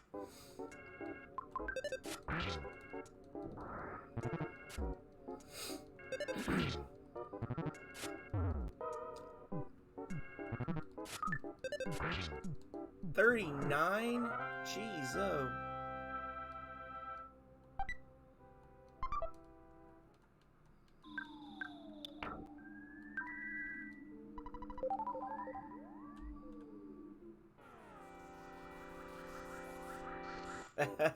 The parasocial relationship. I was gonna play Parasocial. That was one of the games I was gonna play.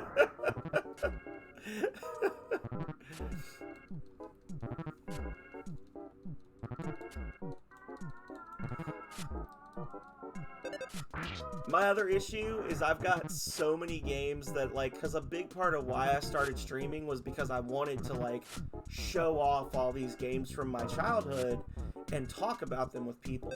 And it's like I constantly want to be beating this game so I can show people the next game, you know? So it gets to the point where, like, and this was a big problem in my first year, where I was, like, forcing myself through games quickly just so that I could play the next game, because it was like, no, I want to do Secret of Mana next. Like, I want to show people Secret of Mana.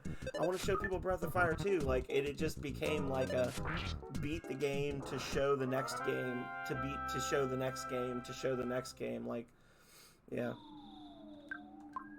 It's been a journey, y'all. Yes. That is me.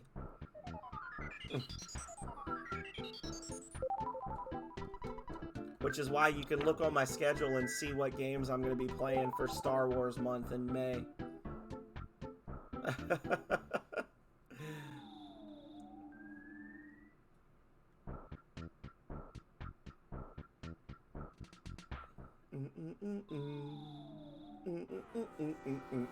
You're gonna die. Oh, okay. Well, I guess I killed him.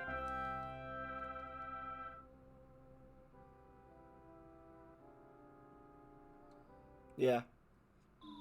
Well, and there was a bit there where I was doing RPG Maker because I was working on getting Voltage out for Steam, and I need to do some more of that so I can get my game like well and truly done. Like, it's done, but I want to have achievements in it and then walk away from it. And then next year I want to start working on a new project, and I might stream myself working on that a little bit. It's just there's like a couple different things I've thought about doing. Like, I've thought about, you can download all the tools and stuff for like Unreal Engine for free, and they have tutorials and things, and I've actually thought about doing some of that on stream, like streaming like Unreal, because that's one of my things, and Calrea can tell you, is I have a hard time being productive on game development stuff if I don't have someone to talk to and bounce ideas off of. So even though it's just like me talking to you guys all out in the void, so to speak, like, it helps me mentally to stay focused, to be able to come in and be like, okay, we need to do these things. I'm going to do this, and then I'm going to do this, and I'm going to do this, and then we're going to be done working on the game, you know?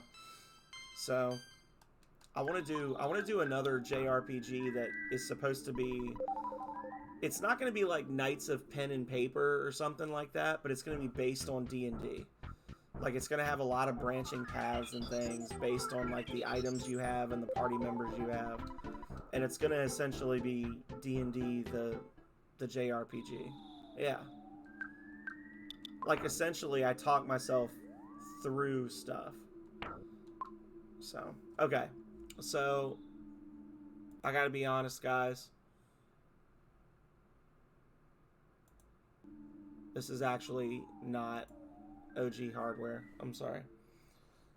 And I don't feel like walking all the way back to my house at full health and mana so that I can save. Yeah.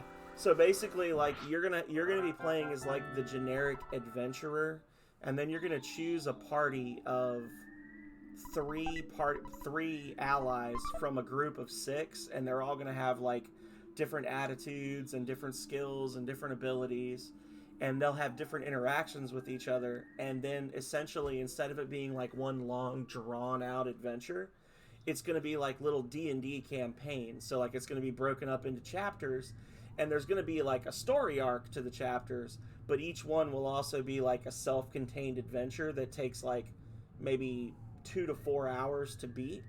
And then you can go back and like, you can redo the chapters to see, you know, what if I choose this party, or what if I use a grappling hook and a rope to scale the castle wall instead of fighting my way through the gate, or what if I have this guy and I cast sleep on the guards instead, or charm on the guards. So like, instead of it being this long endless journey like Voltage, where the game is like 30 to 40 hours long on a first playthrough, it's going to be something very short that you just play over and over and over to find all the secrets. I think it'll be fun. I mean, obviously, I think it'll be fun. I wouldn't waste my time making a game that's not fun, right? I'm not From Software. Got 'em.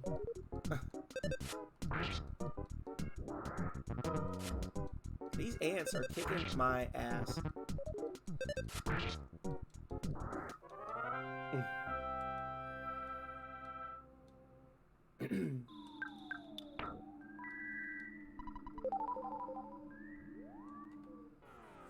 Whew. That was almost bad.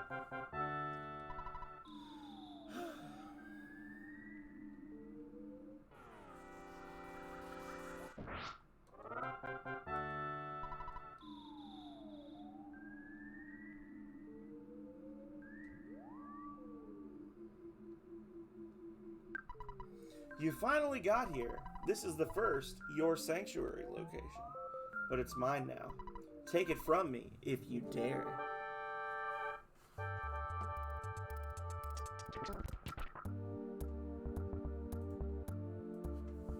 I'm starting to get distracted.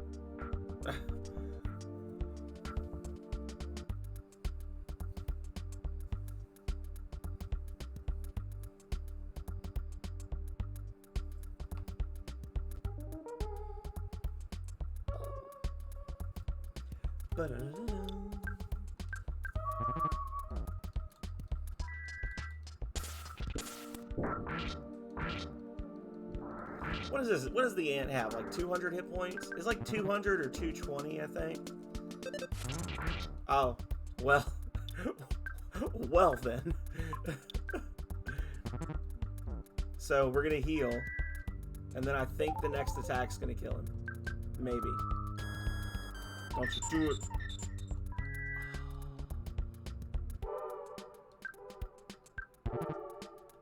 Bastard.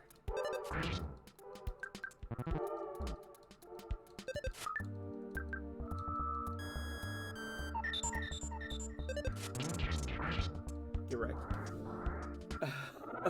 That was actually getting a little spooky. Like, I want to be able to heal, please.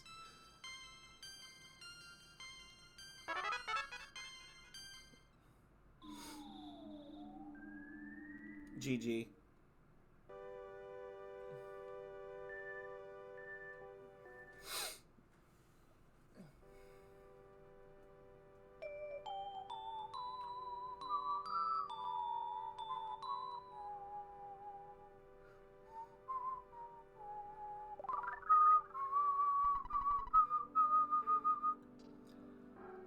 Plundex caught a glimpse of a small, cute puppy.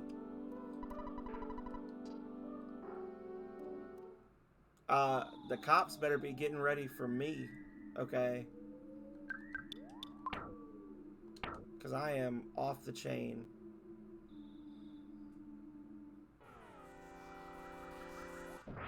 Also, free wins now in this area. Oh, he feeling brave. Too bad he's dead.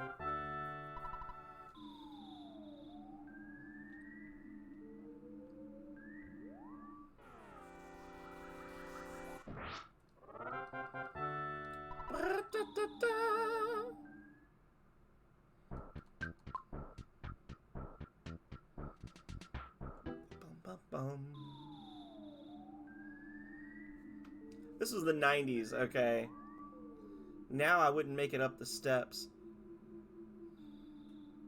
Back then, this kind of thing was not frowned upon like it is now.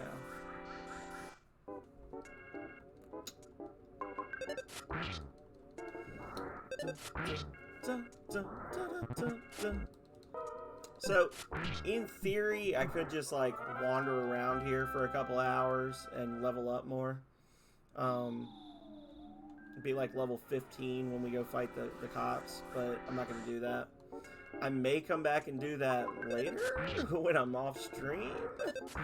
Like, you guys may see me end at, like, level 13 and then come back and I'm level 17. But that's mostly because the UFO Valley outside of Tucson is probably my least favorite area in this entire game. It's definitely in the top 3. It's horrible. No healing, like, you don't have enough inventory space.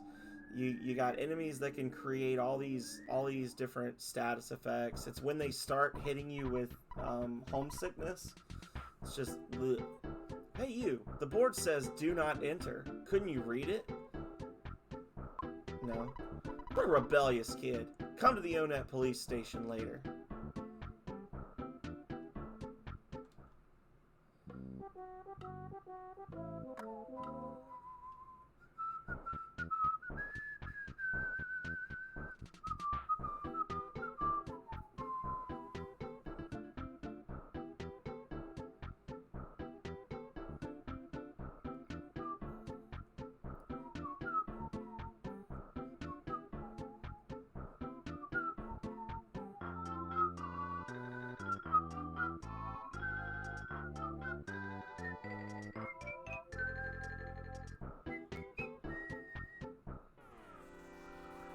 Bread roll. Oh.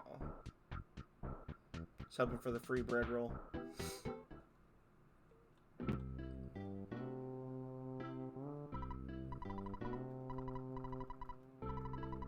Eat some macaroni.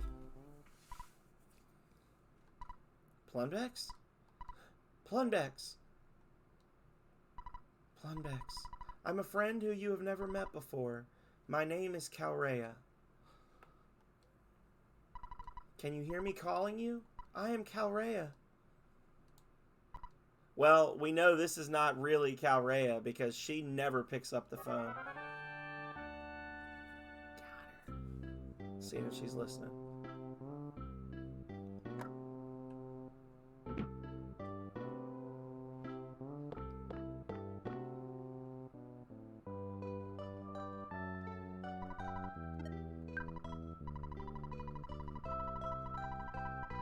She's not listening. She's not listening, yo.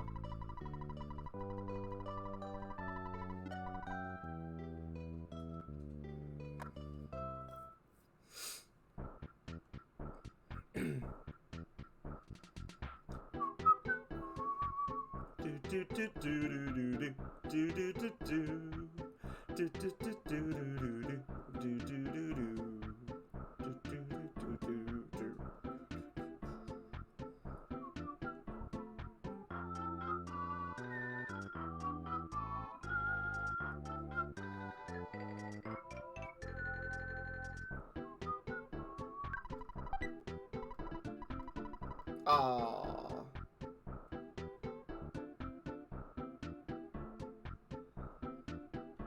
Trash Panda strats were to no avail.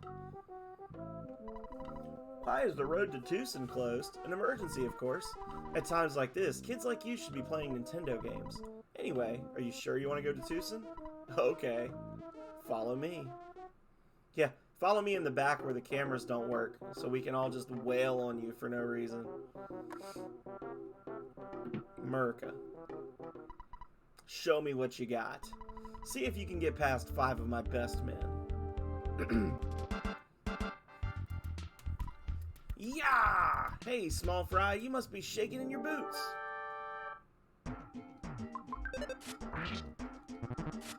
The cop is attacking.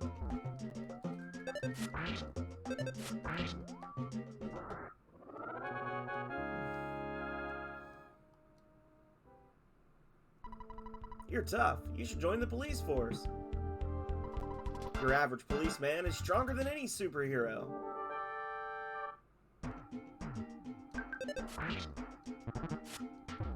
Oh!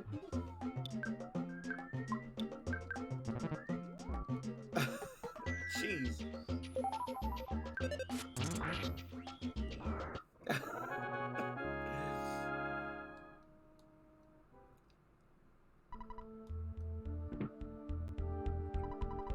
Don't let the mayor's compliments give you a big head. Bring it on, fat boy. That's rude.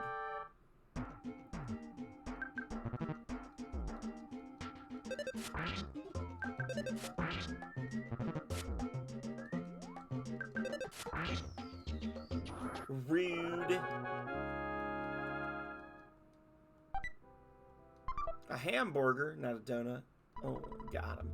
Let's do this again sometime. Next time, I'll take you out with my nuclear suplex attack. Oh no, he's gonna get me from behind with a German suplex.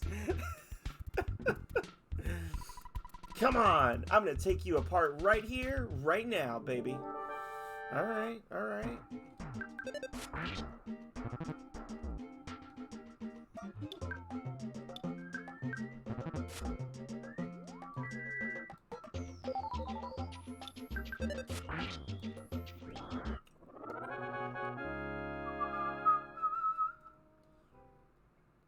So altogether, this is what, 430 experience that you get? No. Yes, 430 experience. That's it, buddy. You can forget about me. I'm gonna call for my boss. Oh, that worked out perfectly then. There's no way I can beat you in a straight competition. So, get ready for my super ultra mambo tango foxtrot martial arts. Oh no, he's using defensive tactics. Huh?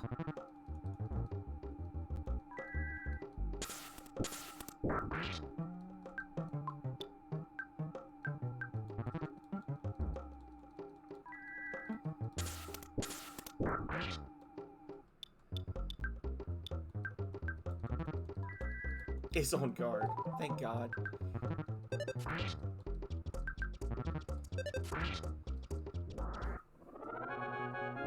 Get wrecked. So that's 922? I didn't think you would do so well against the mighty ONETT police force. You want me to open the road to Tucson? Hang on for a sec. I'll radio my staff and give them the word. Strong here. Do you read me? Hi! It's me, Captain Strong. Listen, a kid named Plumbex will be there in a few minutes. He's a kid in a red cap. I want you to open the road to Tucson for him. I know that. I know that! Don't ask me why, just do it. That's an order. Strong out. Well, kid, I'm not going to question you now, but I do want to see you again. Good luck.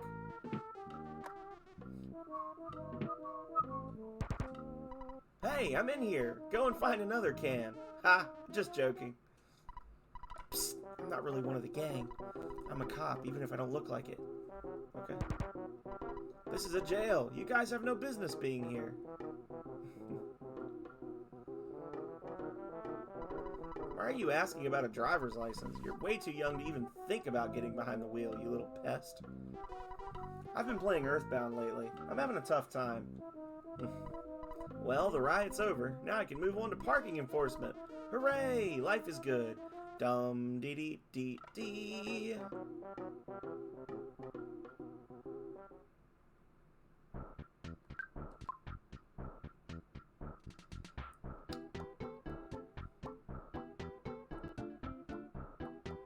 This game is amazing.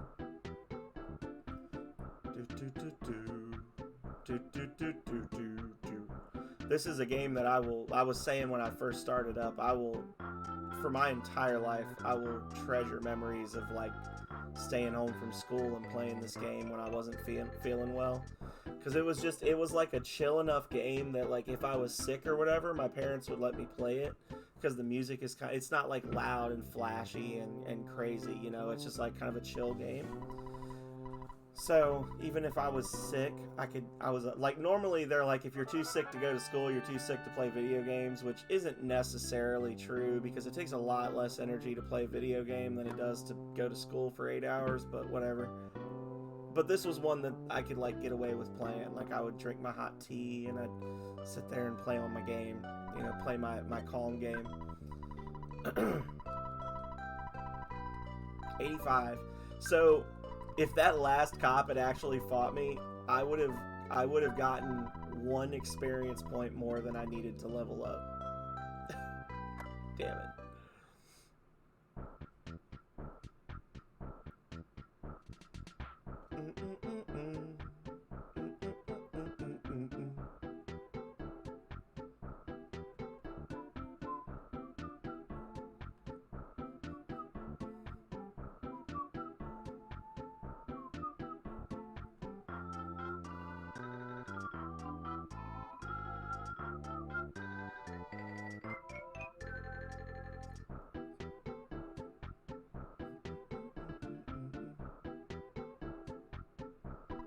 Hey, aren't you Plunbex? Well, I got the okay from Chief Strong to let you through.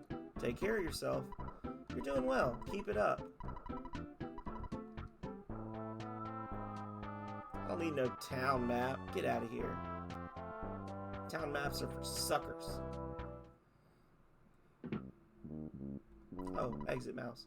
I live rent-free in the mouse's house. The mice are known as exit mice. They're very kind, and boy, are they fast. I really love these guys. Oh, thank you. Sorry, I don't have the storage space to spare.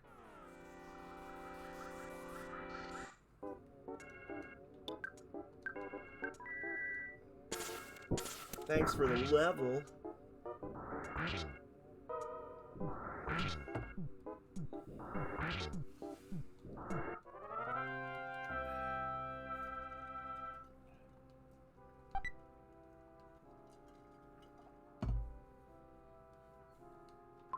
No.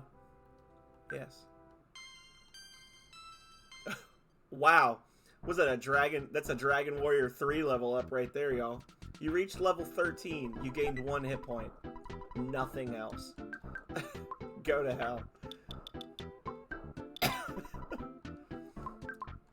That's those Seeds of Salvation character level ups.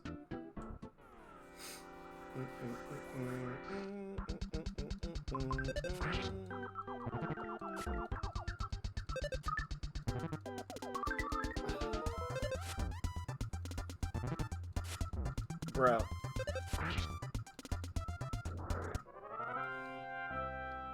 Time to go sell some shrooms. A ketchup packet?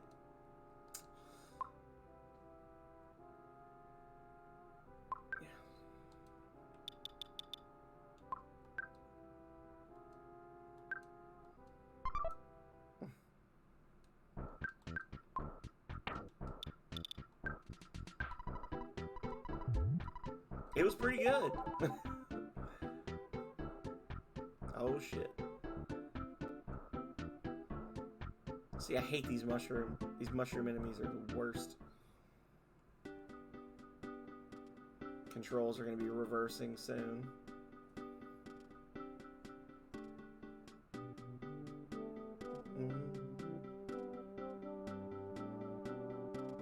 Oh, damn it. That's not the hospital. The hospital's up here. Yep, there they go.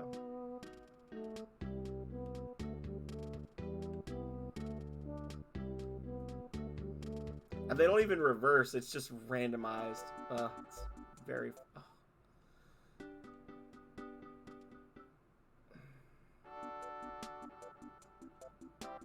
Oh my god. Y'all. Oh, thank you, Jesus.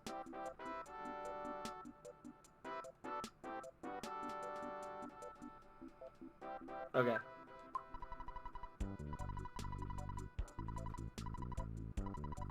Could you sell me the mushroom growing on top of your head? Come on, let's make a deal. Thanks. I'll pay you $50 for each mushroom. No. Come back when necessary. God. It's so frustrating when you're like at the door and you keep pressing the wrong button, can't get in. We may be popular, but that girl who lives at the house with the preschool is the talk of the town. I want to see her someday. That's right, we are the Runaway Five. We're popular, but not rich. We're being cheated by this theater, and we're really deep in debt.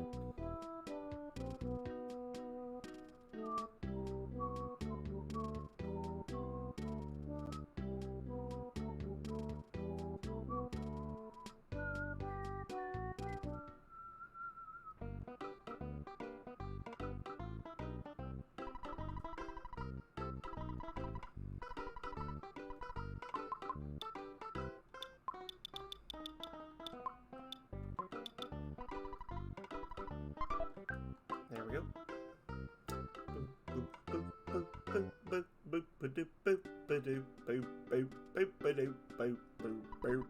I saw some weird bad guy following Calrea. This guy gave me the creeps. That was me. I was following her.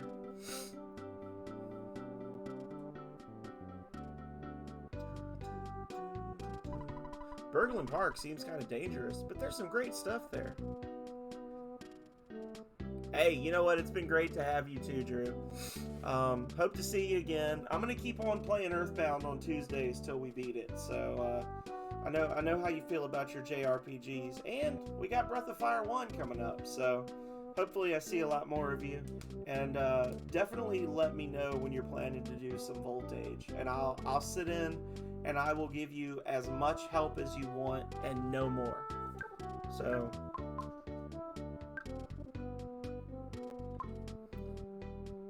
Breath of Fire 1, baby! Yes, I will not give you any more help than you require, but I will give you all the help that you request.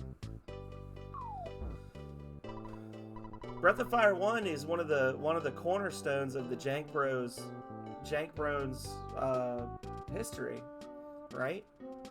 Like the core group all came from Garage Kids United. And we were all just like big fans of Breath of Fire. Why don't we chat later? After we've locked horns. So I'm torn because the guy's got a really cool hat, but he's also got a terrible mustache. So I don't know whether he's a friend or a foe.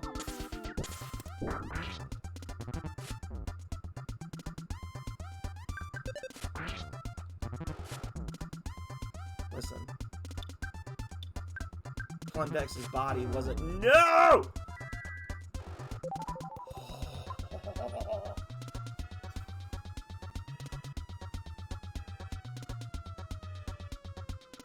He straight up tried to murder a kid.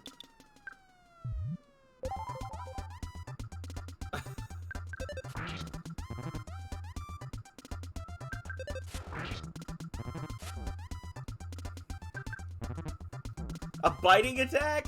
Really? Hey, listen here, sir.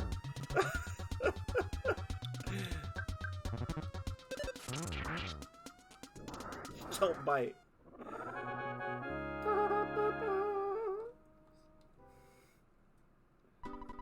Yes, I'm Everdread, boss of Berglund Park. When I jumped off the roof, I twisted my ankle. Anyway, I lost and nothing will change that. You know, you're pretty strong. Yeah, I know that you want to find out about a girl named Calrea. She went off to a secret hideout in the peaceful Rest Valley. A chubby boy and a weird guy in a blue outfit have kidnapped her, though. They said that they were going to make Calrea some sort of human sacrifice. They were definitely hardcore strange. You know, she might be gone already. You'd better hurry. Yeah. If you save Calrea, be sure to come back here, okay? Don't forget. Hello, it's your dad. You've been out there for a long time now. Maybe none of my business, but don't you think it would be a good idea if you took a break? No. Ah, I see. Well, it doesn't make me happy, but I understand your point about the fate of the world being at stake. Beep.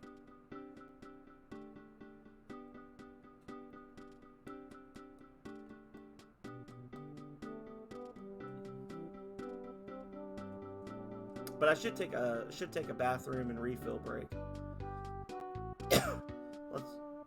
It's a blue man!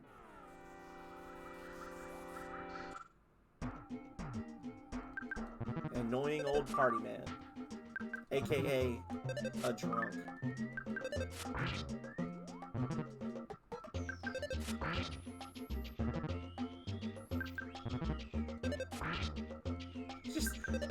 He's not actually hurting me. He's just staggering around while I wail on him with a baseball bat. I kind of think I'm the villain of this story.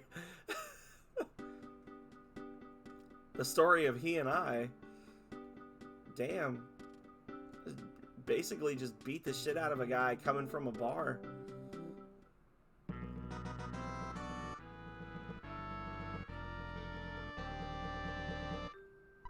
Ding.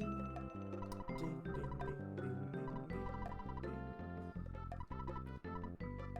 Say, Fuzzy Pickles! Wow, what a great photograph. It will always bring back the fondest of memories.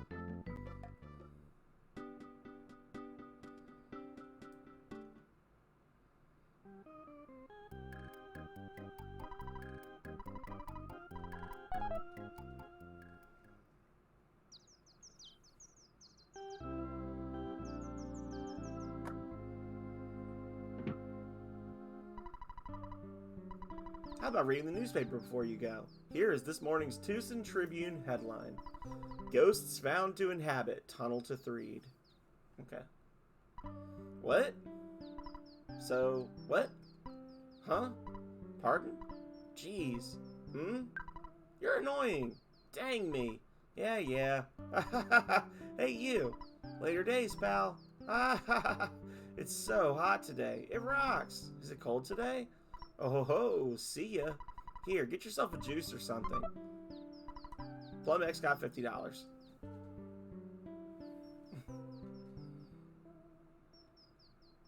Free night at the hotel.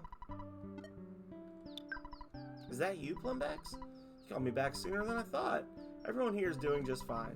Oh yes, Tracy started working part-time for Escargot Express. Here, I'll let you talk to her. And call me when you have some time. Oh, you don't have any free time? Well, here's Tracy. Big bro! Oh, no, I actually didn't. Okay.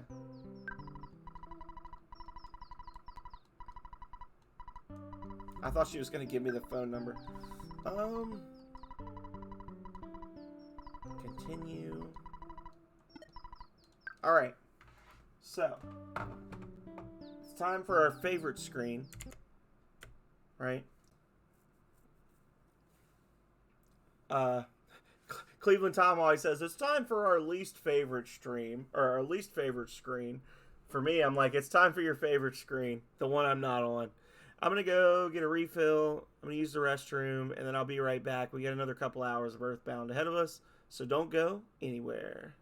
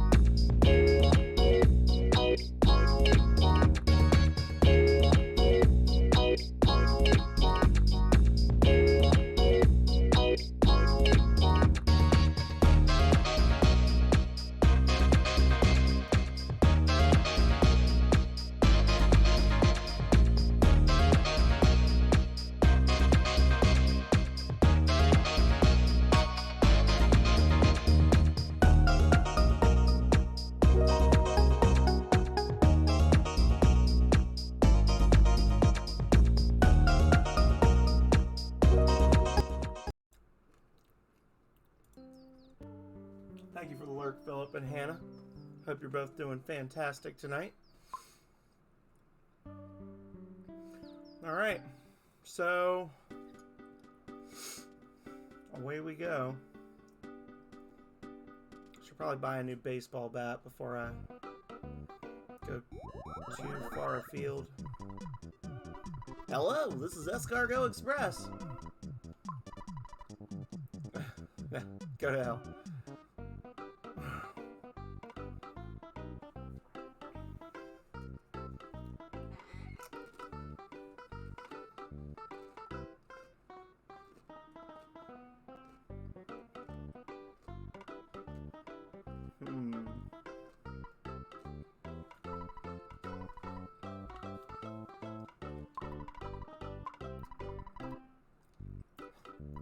What a dick. Are you here just to say hi? What a loser. Yes. 27 to 31. Yes. No. No problem here. I saw a Dragon Spirit arcade cabinet for sale. I just saw the arcades there, made me think. Dragon Spirit arcade cabinet for sale for $1,200. I was like, ooh, I better not. Calrea won't let me.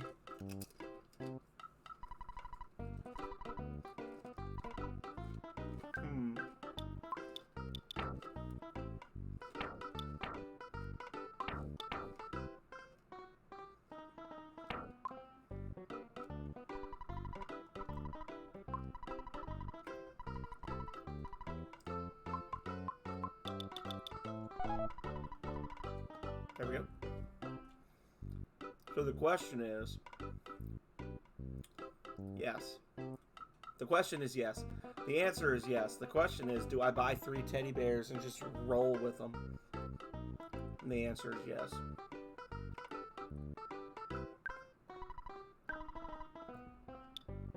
Oh, maybe not. Those are kind of expensive.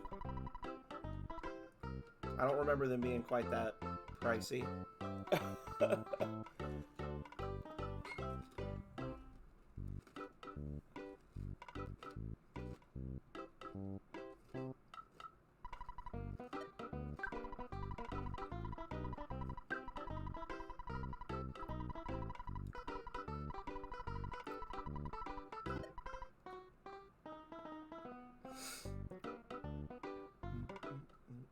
Funnily enough, you use the phone to save in this game. They have payphones, which kids these days would not know what a payphone was.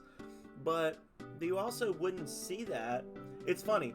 You wouldn't see the phone as a save mechanic in this game if it released today, because payphones don't exist. Everybody has a cell phone, right?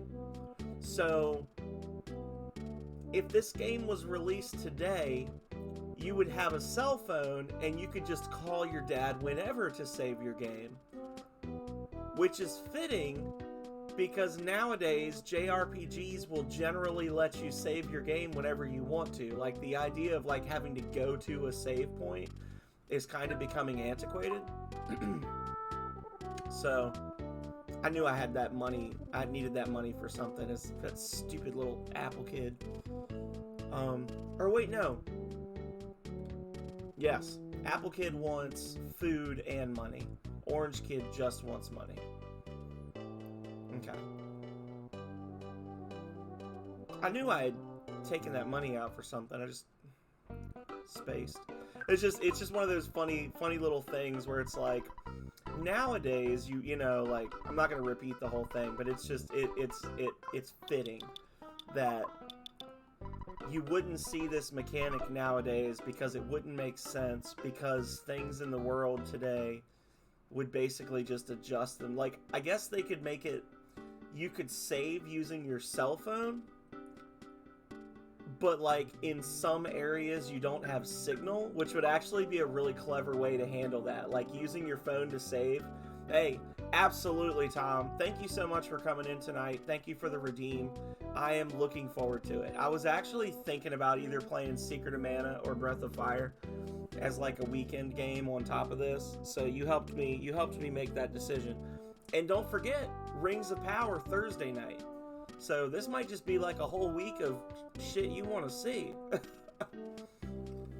So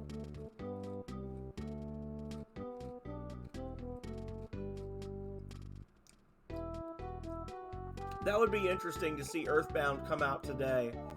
You have a cell phone, you call your dad to save your game, but certain areas you don't have a signal, so like you can't save inside a dungeon. Hey, whatever you can or can't do, I appreciate you. I know that you I don't know if you were memeing or if you seriously wanted to see it, but it's coming. It's gonna happen. So 4 Swords for GameCube at Phil's tomorrow. Say what? You're gonna be co-oping with him? That'll be cool. Basically, everybody in here right now needs a shout out, but I don't have them. Calrea, if you're feeling motivated, you could just go through and shout out everybody that's in here right now. I've sort of neglected doing my housework. I know it's a bit of a pigsty, but anyway, I'm Apple Kid. I haven't taken a bath in quite a while, so I may be kind of stinky.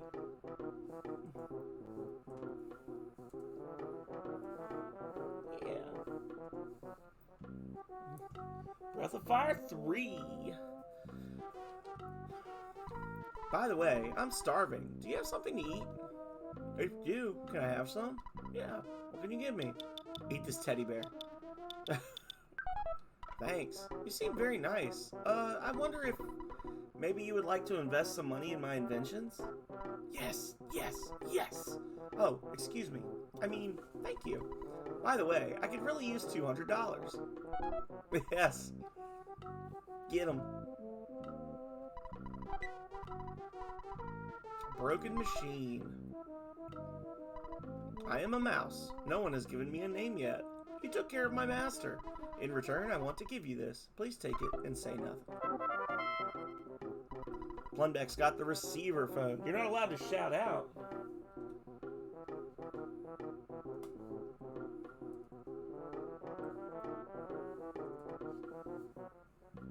Megami might have disabled shoutouts. Oh, I must be in your way. Check out Calrea. She plays stuff like Golf Around. That will never not be funny to me. She plays Golf Around. Yeah.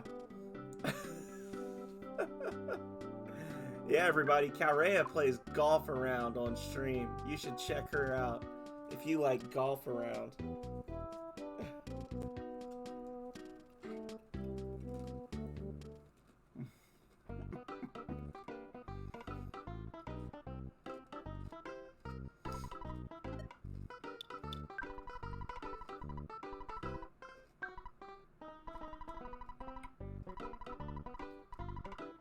House Flipper? Hell yeah.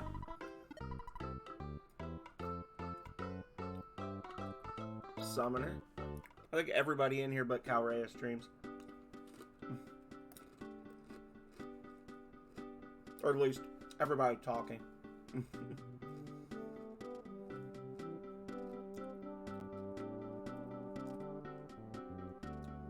Boom, boom. Thank you for doing that, by the way, Calrea. Appreciate it. Oh.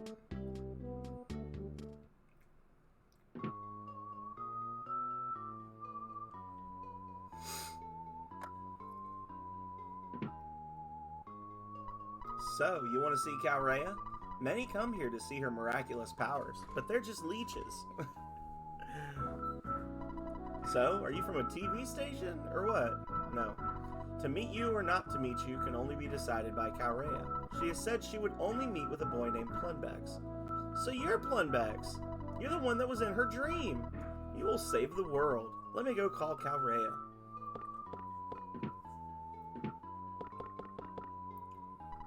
She doesn't seem to be here. I wonder where she went. I'm sorry. Could you come back later?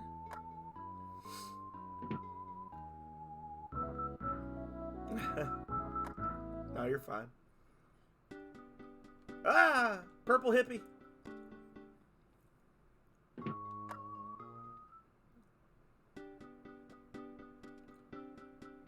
You don't normally see hippies this close to the center of town, huh? I was gonna say that. I was gonna say it as like a serious thing. Like, oh, hippies don't usually spawn this close to the middle of town. They're usually on the outskirts. But like, it sounds like such a weird thing to say, but it's also true. I don't know. Yeah. Usually they stick to the edge of town. They don't come in here. No, you go away.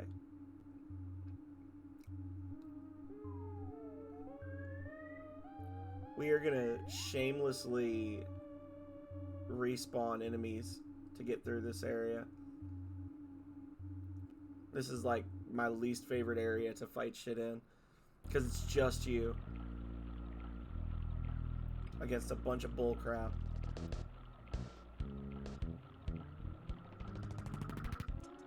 And you gotta come through here twice, which is also bullcrap.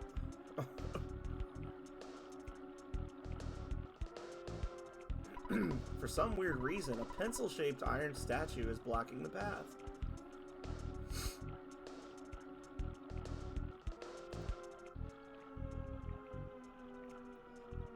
So, is House Flipper the one where, like, the houses... Isn't there, like, a whole thing where...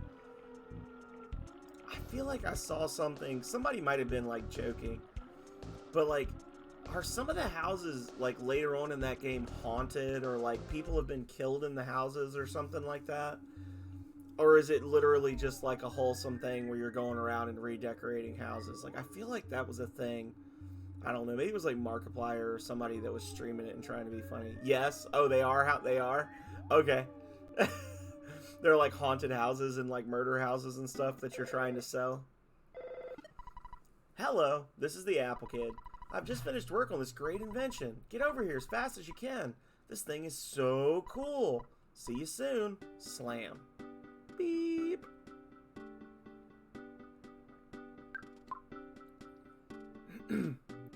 Okay, I'm glad that you confirmed that and didn't just be like, where'd you get that from, weirdo? They did a Breaking Bad house. Oh my god. That's funny. Whoa. Okay, well.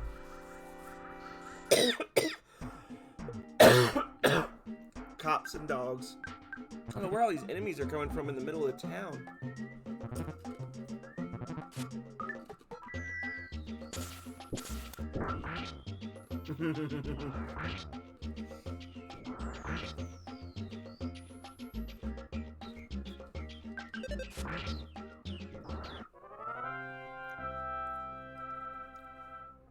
I'm eating tortilla chips. Thank you, Rose.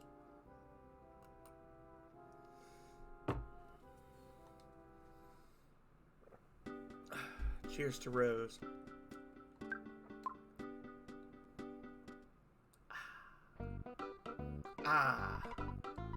We don't sell pizza here. We only deliver. Let me give you our number so you can place an order sometime. The best pizza is mock pizza. The number is... Psst, psst, psst, psst. You got that? Cool. That's cool. I like that.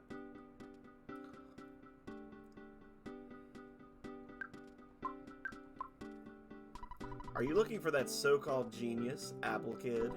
As a true genius, I'll tell you that he's in Berglund Park, looking for you. Thanks a lot, smarty pants.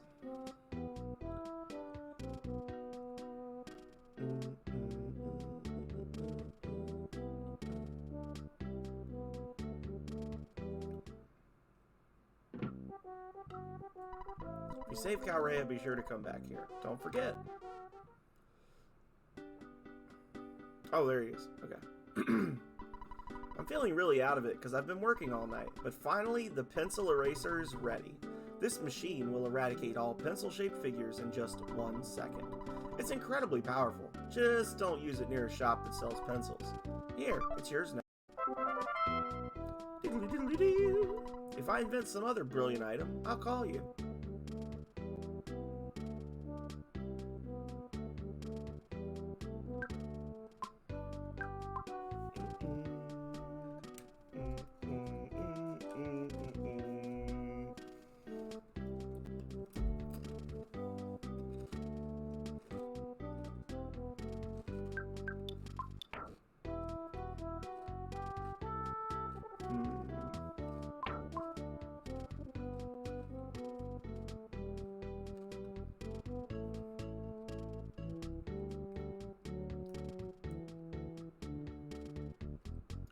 we get a magic butterfly, please?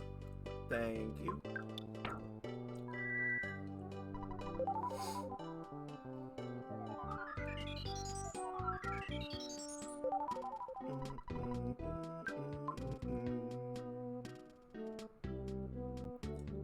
I could just listen to this music to go to sleep at night too. It's so calming. All of it. There's actually a really nice couple of playlists of like jazz remixes of Earthbound music that I will listen to at work occasionally. I spend when I'm at work in my office that I have, because I now have an office, Gomi. I'll be listening to music on YouTube a lot, and that's like one of my rotations. I listen to a lot of like chill synth and synthwave. I listen to like Jazz Cafe remixes and stuff, and then like I'll listen to like Persona music. I'll listen to Earthbound music, stuff like that.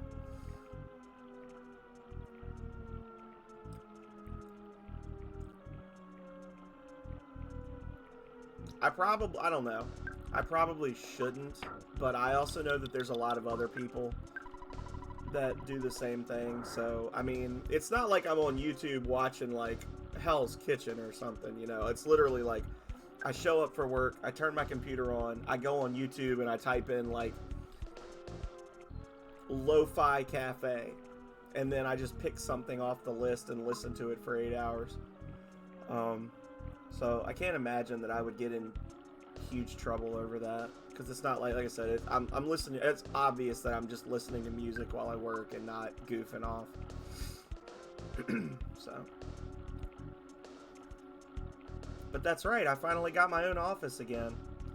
I had my own office when I started, and then I had a better office, and then I had an even better office, and then I had an amazing office, and then I ended up sharing a space with someone, and then I was in a open area, and then I was in an even more open area. Like, I was kind of going backwards on office quality for a couple of years there. I think we're just gonna have to fight this one.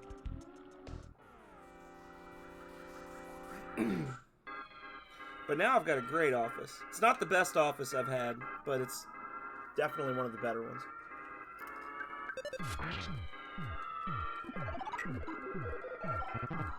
Yeah.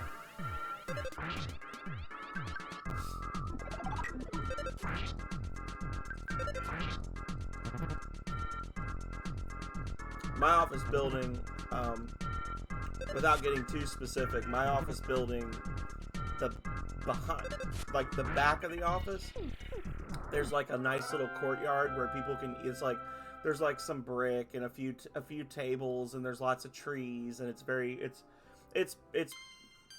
I'm not gonna say it's like landscaped professionally or anything, but it's like the nicest view if you're looking in the four cardinal directions from the building. It's the nice view. And I had a couple of offices that overlooked the courtyard that people were very jealous of. Like, I had one office on the second floor of my building that, like, people were actively trying to get my unit taken off of that whole hallway because they didn't like the fact that we all had good offices.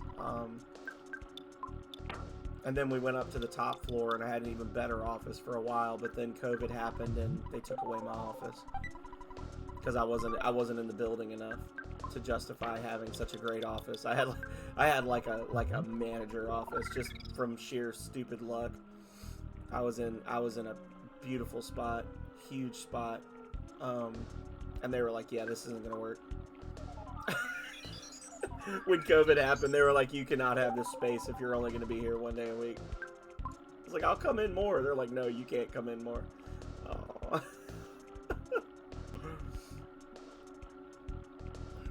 So, but got a nice office. Overlooks one of the more aesthetically pleasing parts of our parking lot.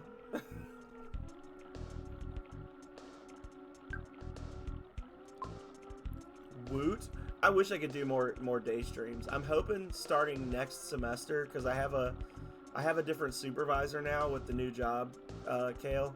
And I'm hoping that once this semester's over, I can talk about maybe like doing 4 days a week, like 4 longer weekdays instead of 5 shorter ones, and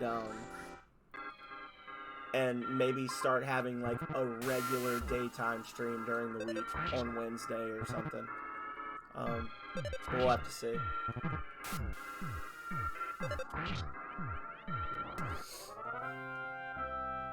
The Home Alone house, the one from Home Alone 1 or from Home Alone 2, because I could see either one of those being fun. Like Home Alone 1 because of the cool nostalgia, but Home Alone 2 because the house was literally like half destroyed. I could see that being a fun one to flip in House Flipper. Like having to go through and fix the floors and stuff.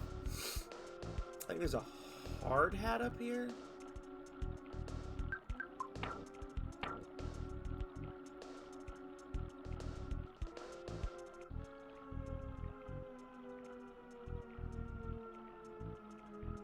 Hard hat? Yep. Ooh.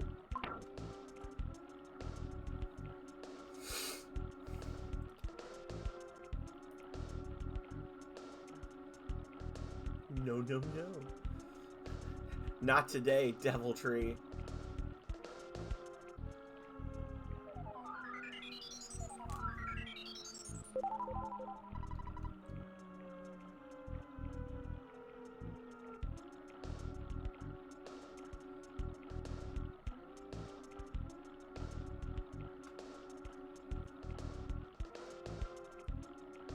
Yeah, this is the part of the game where they teach you how to like despawn enemies.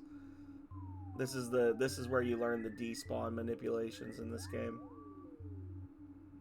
so that you can get through this area by yourself.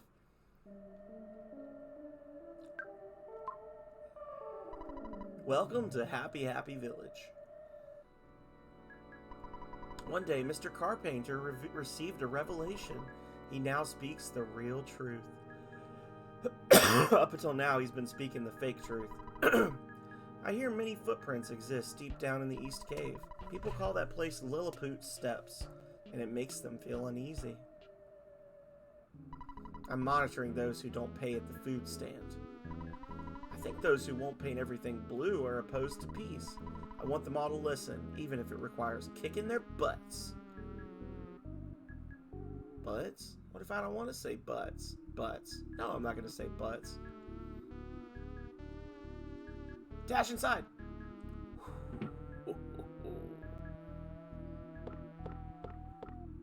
Oh, there's no phone in the hotel here. That's right.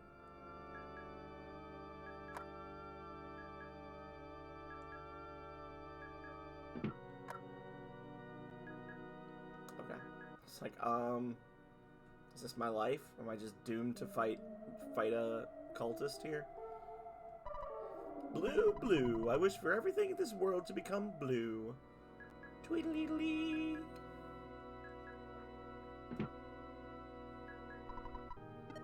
Picked up the receiver.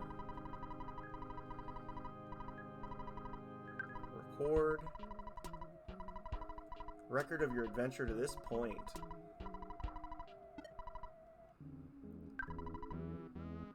Bye. Sell.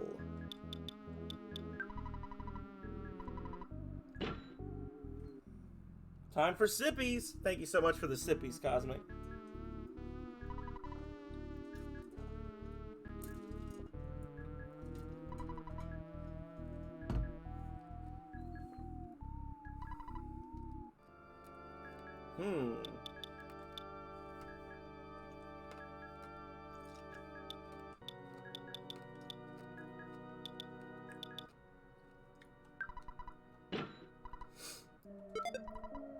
Nice. No Starfield. No, man. now that I'm like, I've actually played like 20 hours of Starfield since I got it now. Two things. First of all, I think when I play Bethesda games in the future, I'm only going to do them when I have like a bunch of quests saved up so that I can run the quests instead of it just being like 4 to 6 hours of me doing random bullshit. I actually had something that I thought was random bullshit, and it turned out to be a really fun like 3-part quest where I probably fought like 30 or 40 spacers. Second thing is, I have already encountered not one, but 2 bugs that are very unfortunate, and they make me think maybe I need to wait for an update to the game.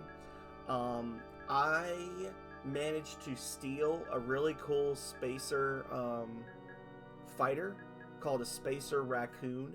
I'm sure it's not a great ship, but I liked it. It got deleted. There's a bug where sometimes when you register vehicles at the den, they just get deleted. I also had a crew member just get deleted. He was a damage control specialist, so he improved my ship's ability to repair itself over time. He was an unnamed crew member, so not a huge deal, although I'm upset because damage control specialists are really good to have. However, the bug also affects named allies sometimes. It is possible to have a named ally get bugged out. So, like, basically what happens is, say you have a ship with a crew of 3, and you switch to a ship with a crew of 2. The game will automatically unassign one of the crew members so that you aren't, like, over your limit. But what can happen is, the crew member will go back to where you hired them, and they'll just hang out for a bit.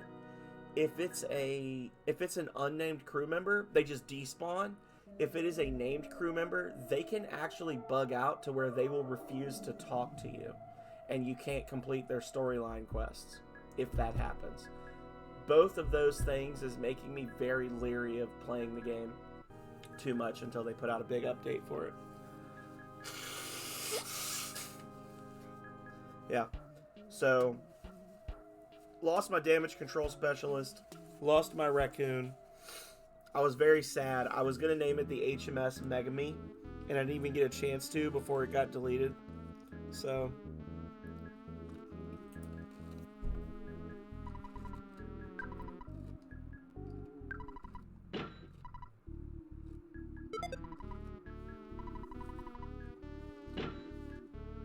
right?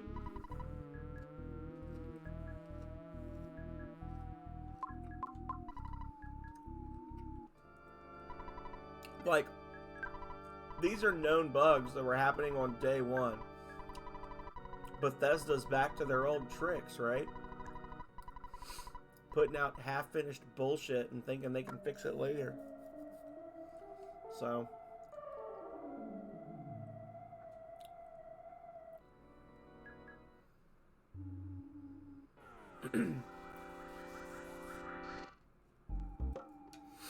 yeah, and the thing is, I have a ship that I really, really like. It's not a great ship. People would probably argue it's a crappy ship, but I love it. If you've played it at all, it's a modified watchdog, called the Bulldog. It's a very, very heavy, high cargo ship with a ton of weapon power and a ton of engine power and like no shields. So essentially, when I show up, I can either run away like hell, or I can kill everything very quickly, depending on how nasty the enemies are. But the shields are not great, because I'm not at a level of piloting where I can actually, like... What is that? What is that weird line on the screen? Can y'all see that? Yeah, it's there. You can see it. I think that's from the text boxes? Hang on.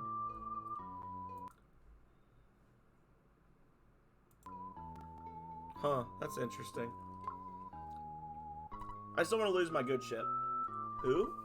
Are you Plunbax? Plunbax, I'm so glad it's you. I can't remember if I told you about that, Rose Crow, but I think we did. We talked about that, the donut ships. where the enemies shoot through the middle. I know that's like the meta right now.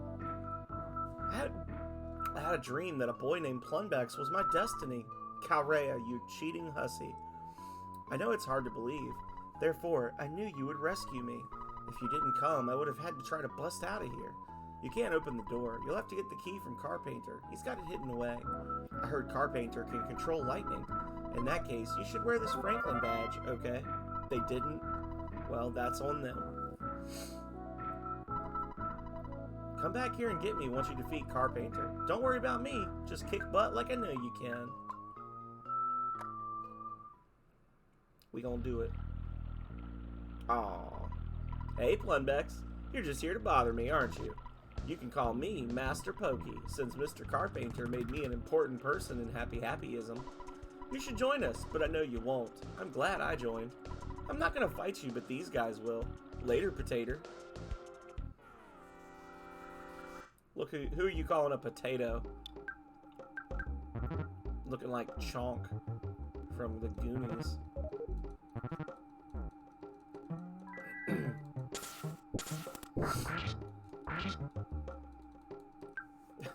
Freaking spiteful crow doesn't care.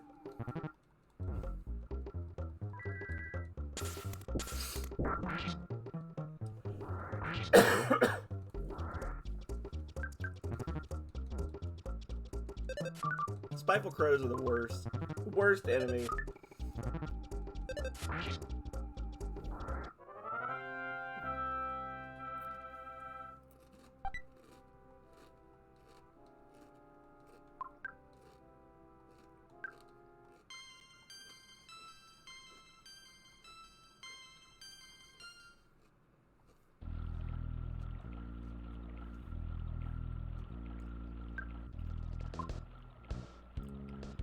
So we got the Franklin badge. It's time to go beat up some cultists. We're just leveled. So there's no real advantage to fighting all of the happy guys. But whatever.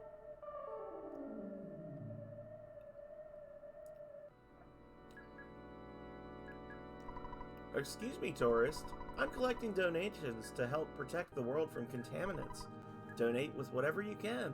No, I'll be your shadow then. Oh no, it's Greenpeace, y'all.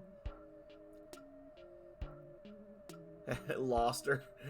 got her jammed on the terrain. We're all like one big happy family here in Happy Village. Basically, our policy is to only allow family members to stay here in the village. However, if you're interested in learning about Happy Happyism, we may make an exception and let you stay for $50. Very well. Be sure to do your blue chant before bedtime.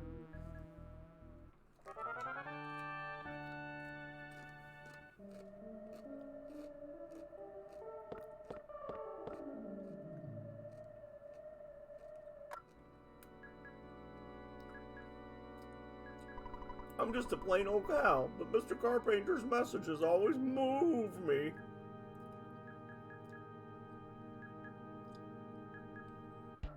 Just gonna leave that there.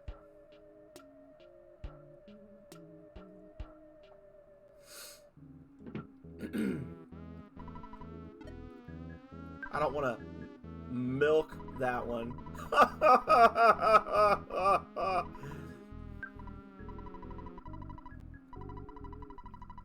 I'm sorry, everybody. I'm sorry.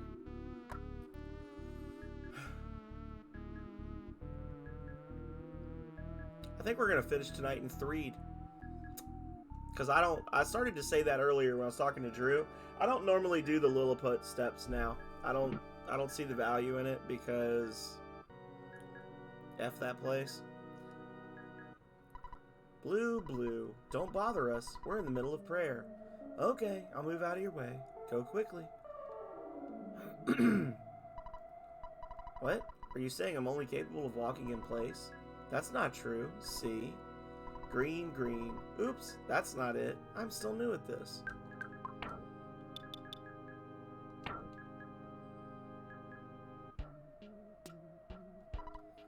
Blue. I'm trying to learn how to whistle. I heard whistling makes one smile. I'll practice over there. You strange, unmasked fellow, don't go to heaven. I can only assume in the Japanese version he says you'll go to hell or something.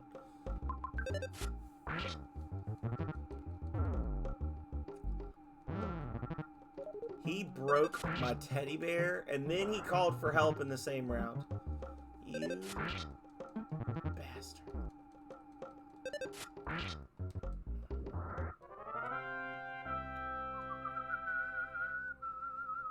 Oh wow, they're worth 700? Holy crap, never mind, I am going to fight them. So we're looking for the ones that are out of alignment with the timing. Hey you, anti-blue boy, you're getting on my nerves. Yeah, I didn't realize they were worth 700 experience points. Yeah, we're gonna kill all of them. All the cultists must die.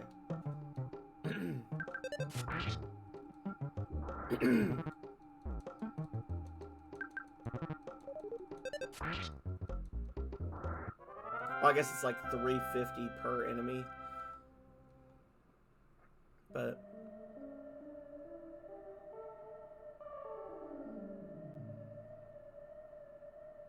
yeah, the ones that are moving a little faster than the others will either move or fight you. I'll stand somewhere else. Don't disrupt our meeting. I'll stomp on you. This area is very laggy too, though, because of all the little moving sprites. A little frustrating. So this 353 maybe? Yep. Okay. I think we are going to gain a level before we fight Dude Man.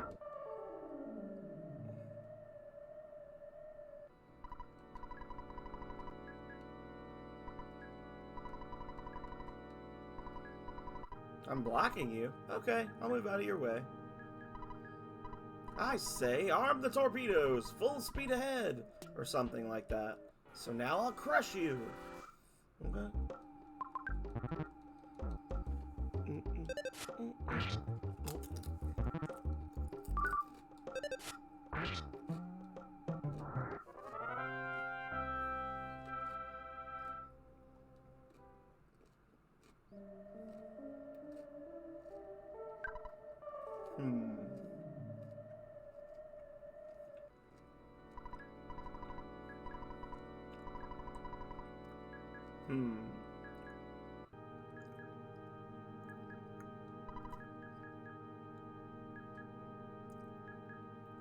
I'm looking at all the fast moving ones like, can I fight you? Can I fight you?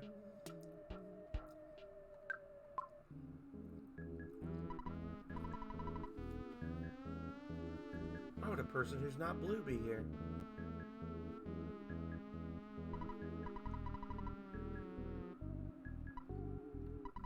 This should wake you up. Ah! Okay.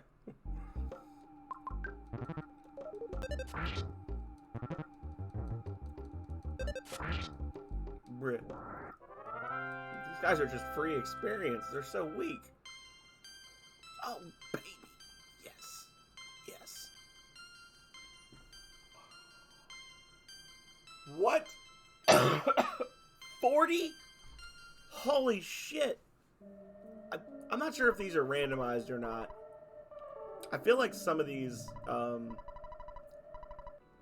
a little random. Like the stat gains, I think they fall within a range and not necessarily are always the same.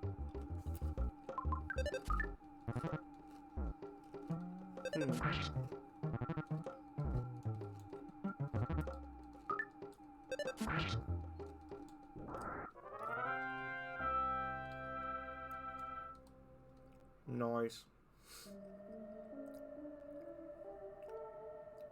I mean, the 40 XP thing doesn't really matter because you either win this fight because you have the Franklin badge or you don't because you don't. So, thanks for coming. I've been waiting for you. I need your assistance to help make the world blue and change it into a happy and peaceful society. Will you be my right-hand assistant? No. If you don't want to be my right hand, my left would be just fine. Just kidding. Your existence is a problem for me and my religion.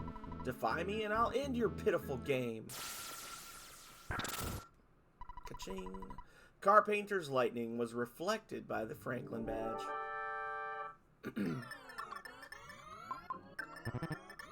Crashing boom bang attack. Deflected. Deflected.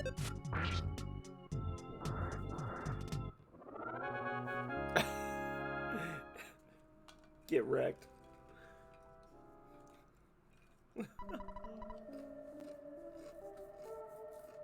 Do you see the Mani Mani statue behind me? Since I got the statue, I've been doing peculiar things. Please forgive me if you can. I just wanted to have a normal life. I apologize to everyone. Here's the key to open the jail in the mountain cabin where Calrea is being held. Take the key and go. You got the key to the cabin.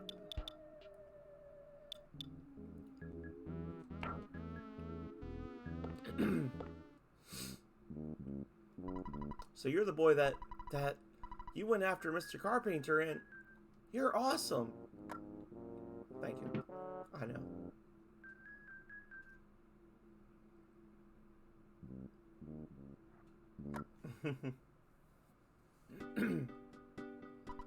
What a horrible nightmare. I somehow woke up. Plumbex, let's be friends again. Please answer me. I promise to be good. Okay?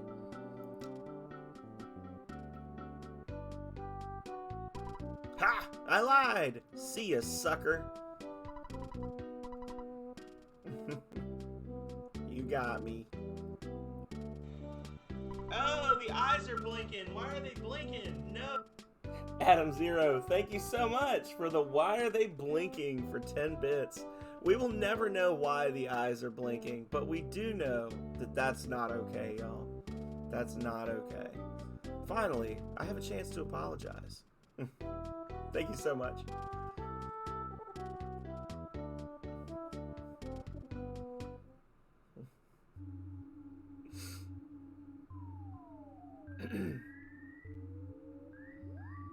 I don't know what's up with those little lines. I think it's something with the chat. I think the chat is causing like an issue on with the picture in the top left corner there. Did you? I very much enjoy this game. Top 10 games of all time. This is a fun one. It's weird, but it's a fun one.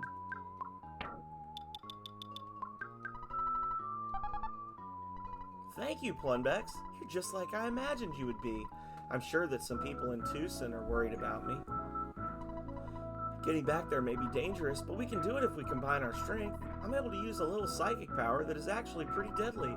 Let's head back to Tucson. Takes her teddy bear. It is weird. This is true. You should see some of the, if you haven't already seen them before, you should look up some of the Japanese advertisements for this game. They didn't know how to market it in Japan either.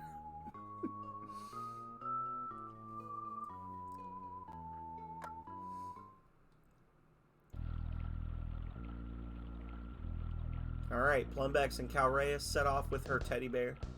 We're going to pretend like that teddy bear is a giant green Junimo. A stuffed Junimo from Stardew Valley. Because that's what Calrea sleeps with.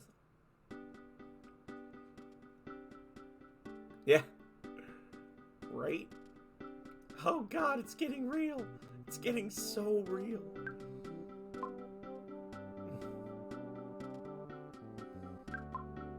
We need to get gear for Calrea, I think. Or she will get stomped out like a bug.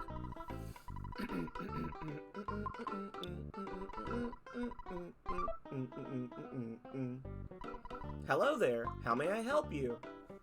I would like to purchase a fry pan.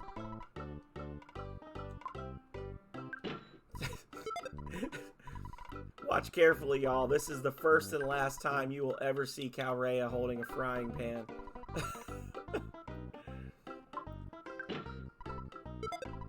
Got her. Yeah, it is. they actually had to make some pretty serious changes to this game, because they were worried about censors and stuff. Like, one of the things I read, like the the cultists had H's on their foreheads. H for happy. Because the devs did not realize that an H and a K look very similar.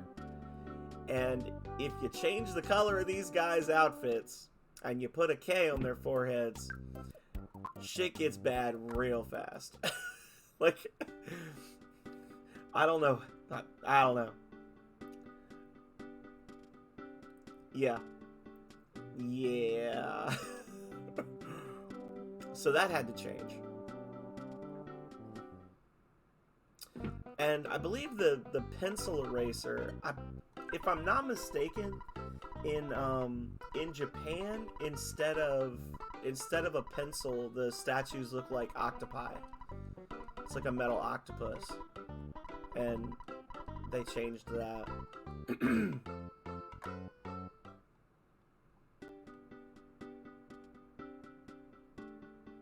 There's a few other things they changed about this game. Definitely the localization. They made a lot of changes to the localization, but needed to make a lot more. Because there was some stuff that's just like, I think you can say that in a video game. Ape? Oh, not that one. No, no, no. Oh, jeez.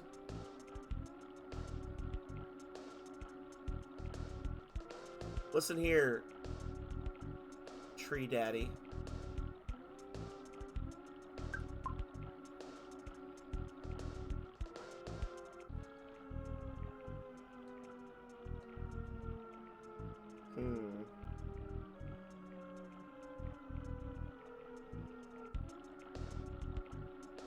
Yeah, this is the way. Okay. Really, you should be going to Lilliput Steps and leveling Paula, aka Calrea, up there. But I don't like to do that. Okay, let's just...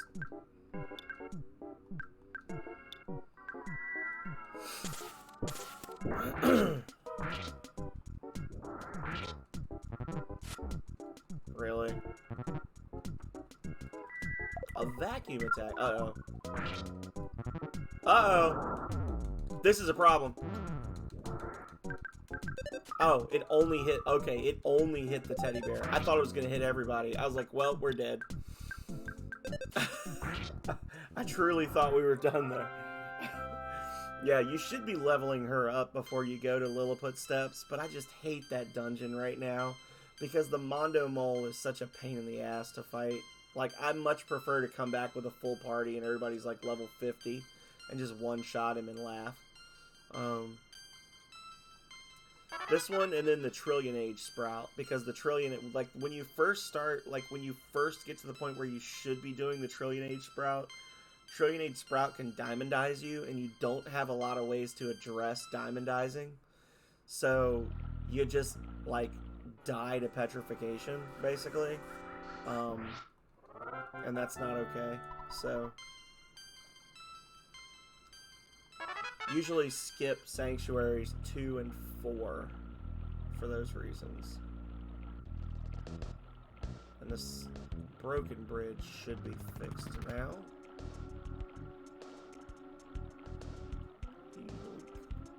Sneak through there.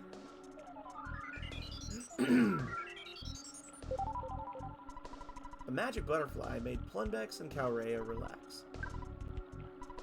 Oops, I won't say it again. I fixed the bridge as a sign of apology. I'm just trying to help. Okay.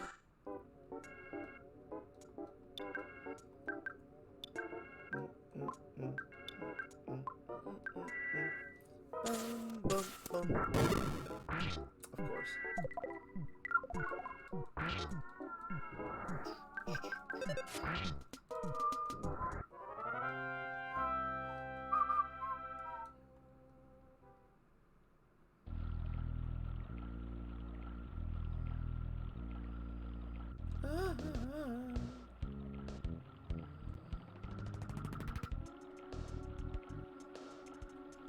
Run, run, run.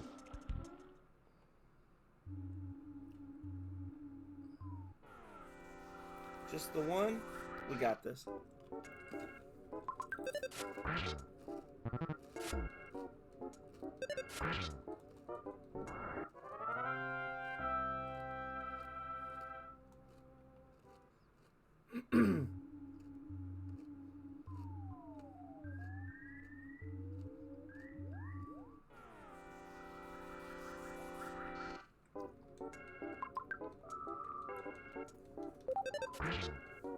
I wonder if it would almost be worth going all the way back to Giant Step and then leveling Calrea up against those ridiculous slug fights, because they're all in a row and she can one-shot them with her fire ability, right?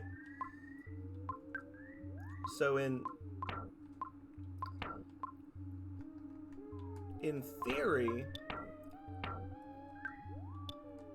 that would actually be a decent way to level her up at like 0 risk, because even with her low stats and low defense, they're not going to be able to hurt her because they were meant to be fought by level 6 and 7 enemies or characters.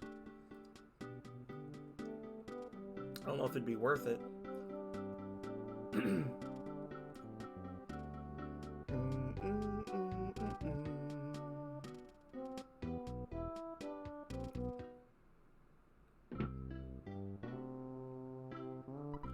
Yahoo! I knew it! You saved Calrea. I don't really understand it, but I know that her miraculous power and your great courage will allow you to stand up to any challenge. Calrea, if you must take a trip, be sure to bring this along. It's my very own handmade band-aid. Oh, that rhymes. I know, I'll call it a hand-aid. Did you meet Dad? He's sorry he suspected Mr. Everdred of Berglund Park. Oh, Calrea! Plumbex, thank you so much. You must be the boy who will save the world, like in Calrea's dream. Calrea, I'm sure you'll be a big help to Plumbex. It's not every day a father lets his daughter embark on a journey to save the world. Dad, don't worry about me. Plumbex and I will be able to take care of ourselves. In Threed, the next town, we'll meet another friend. If the 3 of us can combine our power, no one can beat us. Now wipe your eyes, blow your nose, and smile before we take off. Goodbye, Calrea. Don't worry, I won't cry anymore. Follows us. Oh God, I'm so sorry. I love you so much.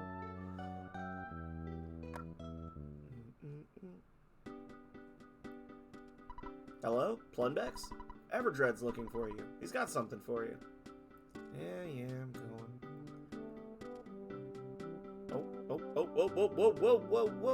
Whoa.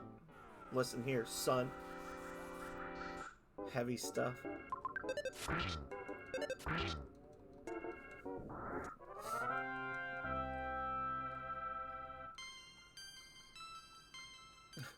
One HP, 1 AP. Congratulations. Yeah, just go save the world. I mean, if you think about it, in Pokemon, you're only 10 and you get thrown out into the world too, right? So this isn't, you know, I guess that's just the age. That's just the age, you know. Once you're 10, you're old enough to do this stuff. To be fair, these kids ride the subway to school, right? So I was going to ask you to be my partner, but I know you'll refuse. It's written all over your face. If you accept it, I was going to give you some money. Actually, I can't keep the money now anyway. Let me give this to you. It's $10,000. Use the money any way you like. You cannot refuse my generosity. Just accept it. Yeah. Now I plan on looking for the evil Mani Mani statue that Liar Exaggerate unearthed in ONETT. I'll see you at another time in another space. Calrea got the wad of bills.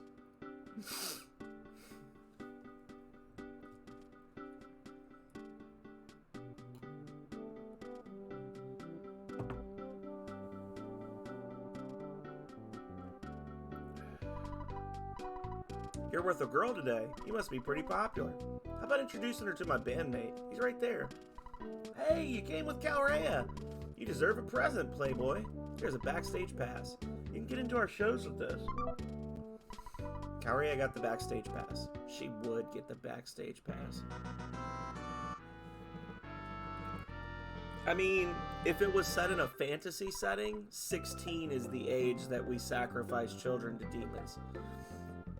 Modern day settings, the JRPGs will send you out from age 10 to 12. Fantasy is 16.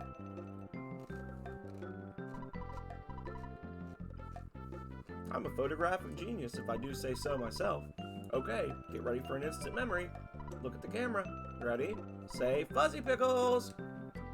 I had my mouth full of food, sorry. Wow, what a great photograph. It will always bring back the fondest of memories.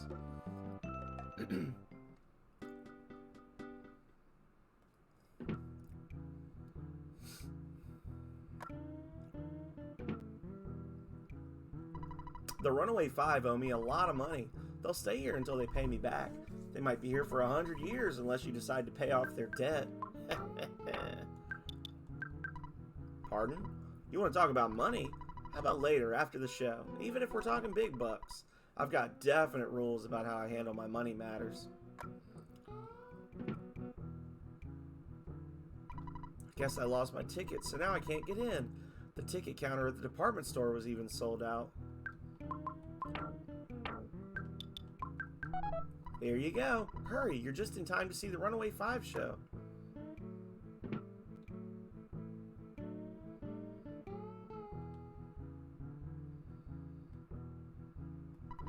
Lucky if the Runaway Five told me I could go backstage, but I don't have a pass. I'm sure security will stop me. Hey, really? You have a pass?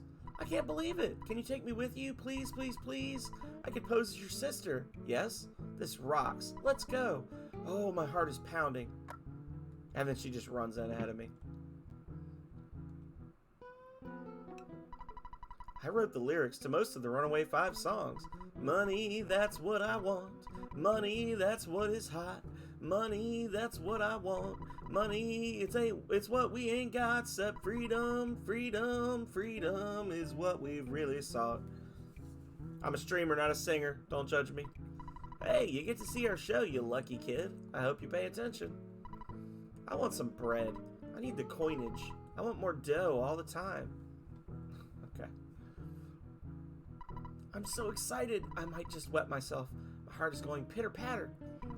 Shabba-doo-wop, diddly-dee-da, shabba-dee-doo-bee, bop-wah. Got those dead blues. If I had $10,000, I could pay off my debts and move on to the next town. I wonder if our bus still runs, and maybe rusted out. Do I show you the wad of money? Don't try to use your play money here, kid. Oh my gosh, that's not real money, is it? Wow. Well, yeah, in the old days, there was lots of dancers and acts at this theater. Except now, we're the only act playing here. We've even gone into debt here, so we're pretty near stuck. Yuck, yuck, yuck. The folks of Tucson will enjoy the Runaway Five show for quite a few years, it looks like to me.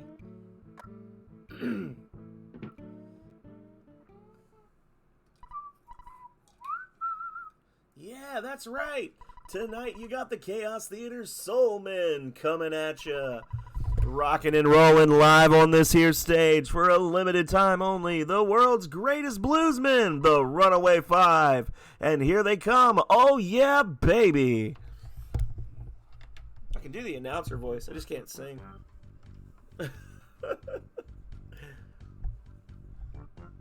Oh yeah, baby.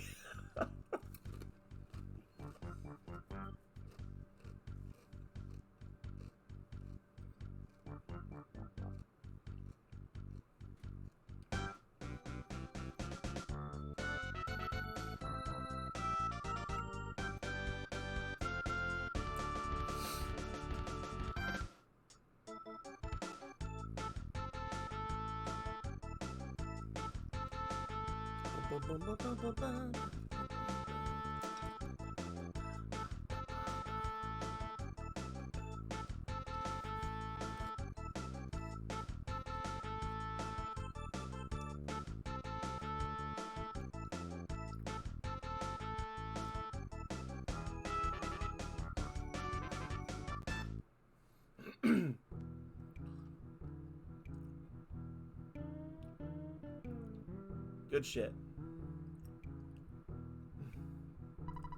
Kids are bouncing around talking to everyone. The Not Blues Brothers.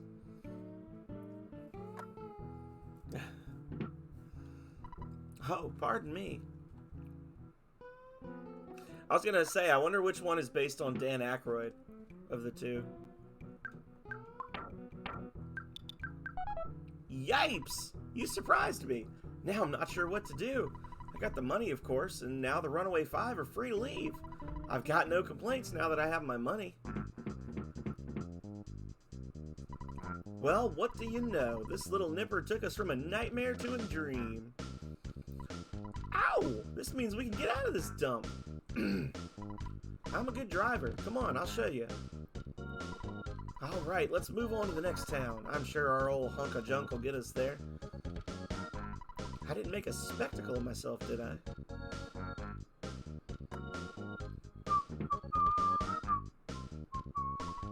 Oh, pardon me.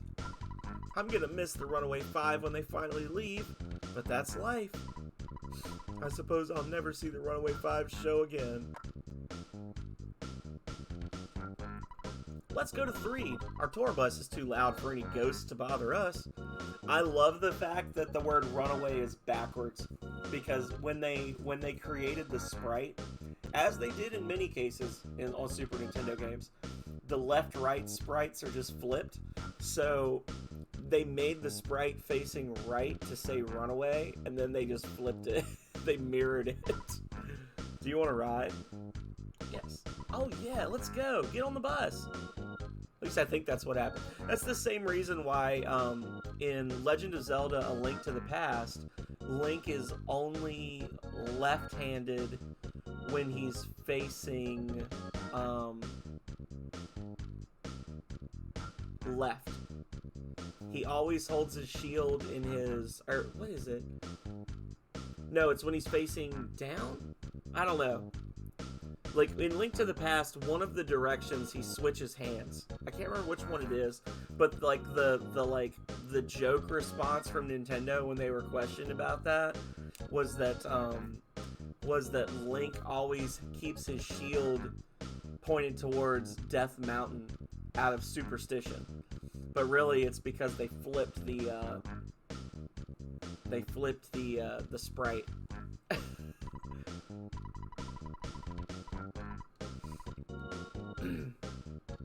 Funny random fact. Stream is now officially educational. I have to give you at least one random fact every stream so that I can qualify for the educational factoid. The car and elevator action. Shot toes. Yeah, same thing. Hey, sidewalk! Get out of my way!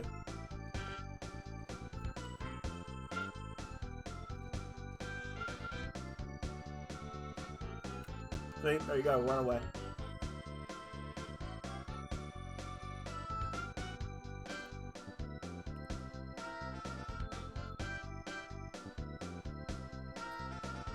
You can actually walk all the way down here. There's a gift box, I think, along the road. It's like a lucky sandwich or something. There it is.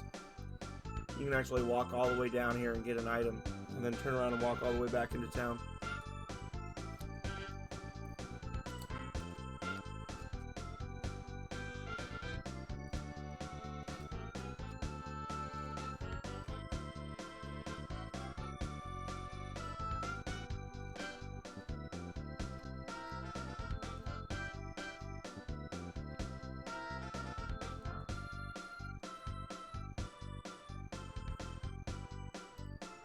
And he's like, get the hell out. Couldn't just drive us all the way to Fourside. Looks like we have to say goodbye for now. This town seems pretty gloomy, but I'm sure you can light up the place with your own little brand of sunshine. Hope to see you again sometime. Look for us to be singing at some theater in Fourside.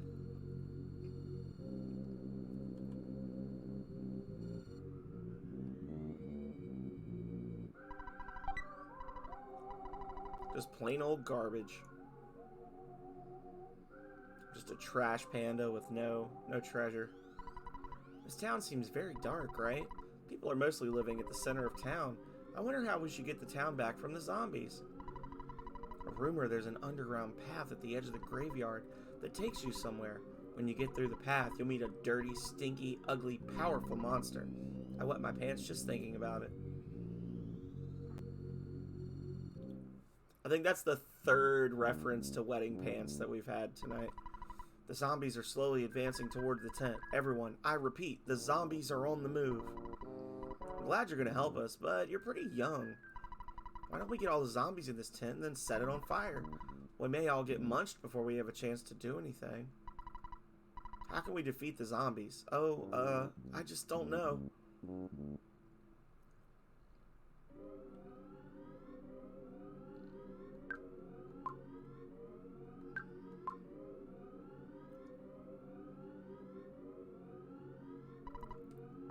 I saw a suspicious woman talking with the zombies around here.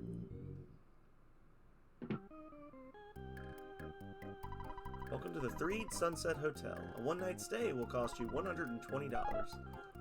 Yeah, I need to stay here.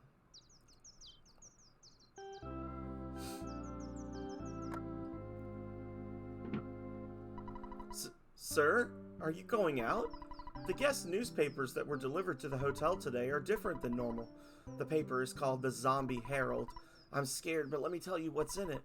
Destroy the humans, hold the town for our glory, and for the glory of our master.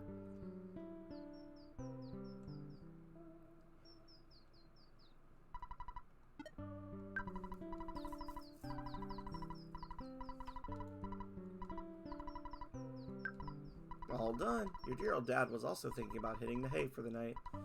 Created a record of your adventure to this point. Good night, sleep tight. You like to work hard, just like your mother. But I don't think it's good to work too hard. Click. Beep, beep, beep, beep, beep. Okay. So now, I believe we go over to the graveyard. Fight the trash ghosts and the bugs.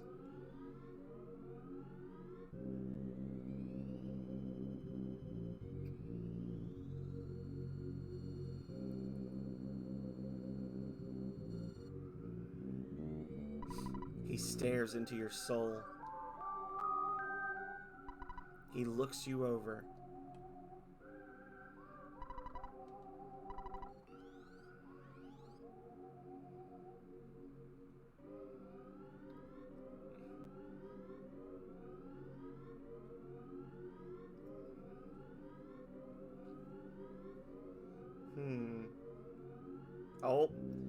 Oh, a suspicious woman. How suspicious. Hello, lady.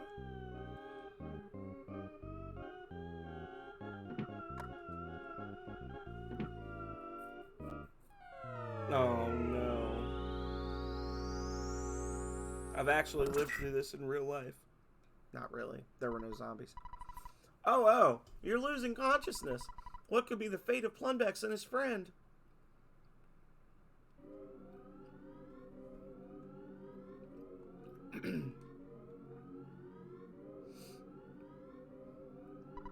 The door is locked.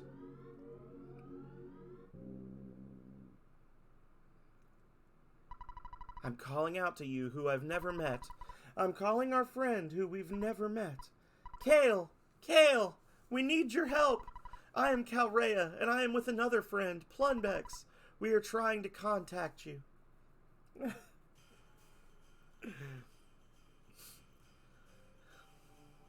Making pretty good time. 3.5 hours and we're already in Winters. A small country to the north.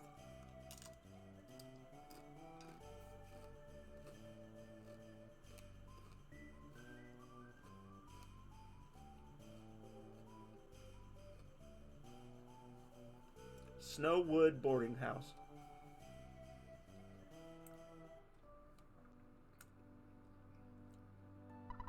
I am Calrea, and I am with another friend, Plunbex. We're trying to contact you. If you hear me, please wake up and head south. Only you, though far away, can save us, Kale. Please. Hear my call and begin heading south. What's the problem? You are a friend who we've never met. Who's getting a sub? Is it Kale?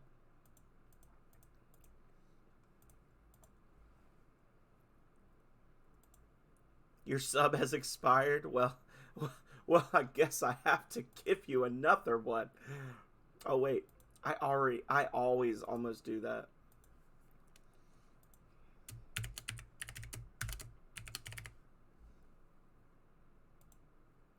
You heard me calling your name and you're like, oh shit, I need a new sub.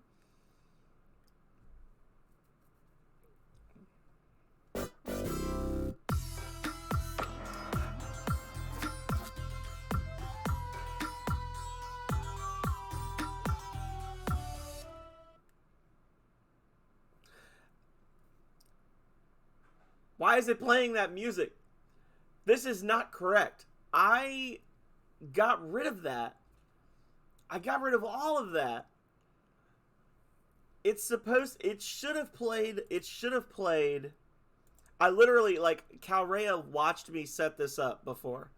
Before I started the stream, I went through and I completely redid all of the alerts.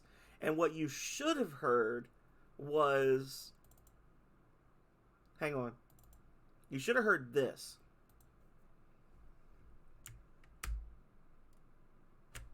The fame! I can feel it flowing into my body right now. The fame is taking over. The fame.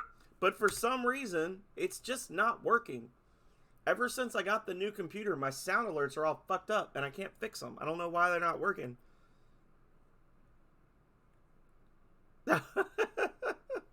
You didn't hear anything from me? Oh, don't say I was muted. Don't say that. Yeah.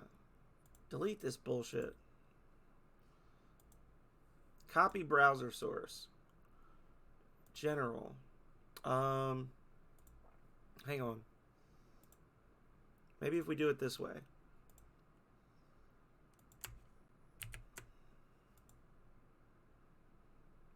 Creator overlay.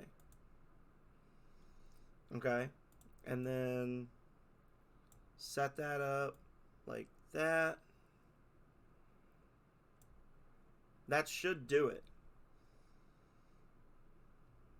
I'll have to play with the mess. Indeed we will.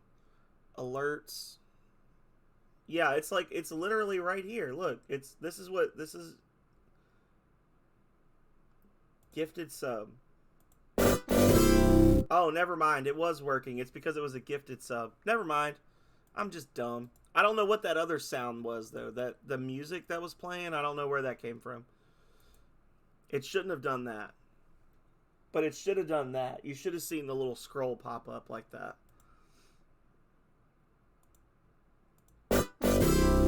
That's what should have happened.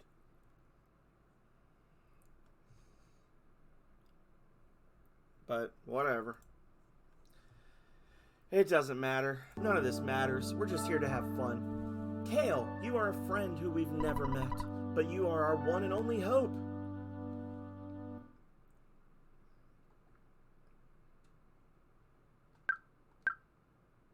Oh, wait. We should turn this down before we blow out our eardrums. Ah, Kale, I just dreamt that you and I were taking a walk. What's wrong? Kale, where are you going in the middle of the night? You know the dorm rules, right? If you get caught, you'll get punished big time. What's wrong, Kale? All right, there must be some reason I don't understand. I won't stop you, but it's dangerous to leave without taking anything along. Hey, I think there's some stuff in the locker room that you should get. I'll help you get out of here. Tony. Everybody loves Tony in Voltage. Tony is a solid dude. Every inmate that ever wrote to me when I worked in inmate discipline. Tony's birthday party is tomorrow. I hand decorated each cookie to pass out at the party tomorrow.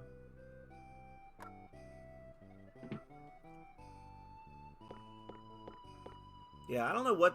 Like, it plays the normal sound, but then it does, like, some other musical bullshit that it shouldn't be doing. I don't know where it's coming from, but whatever.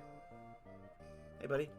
Oh, Kale and Tony, you startled me. Are you looking for a late-night snack?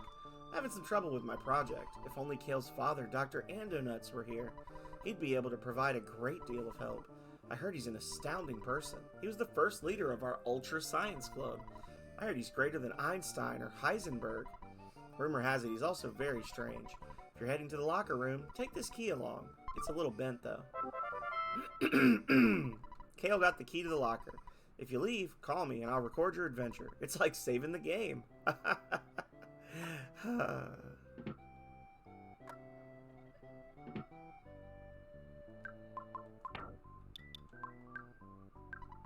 The key is bent and doesn't fit into the keyhole.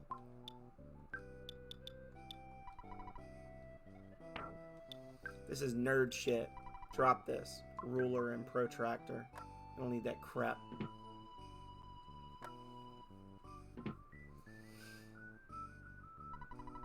The key didn't work, did it? I thought that might be the case, so I just invented the machine that opens doors, especially when you have a slightly bad key. Sorry for the inconvenience. Kale got the bad key machine. If you are Dr. Andonet's son, you should be able to repair small tools and make them useful. Just try to keep a positive attitude. Okay.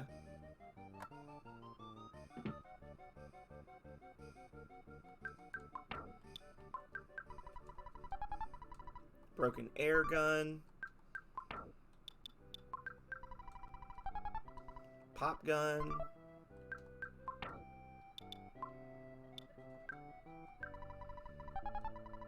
Nothing.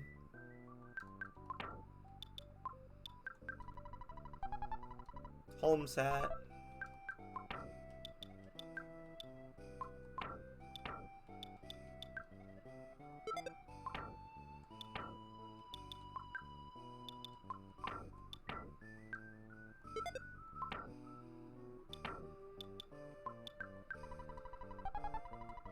Nothing. Nothing. Thank God. Use the big bottle rocket. That'll open it. Nothing. Okay.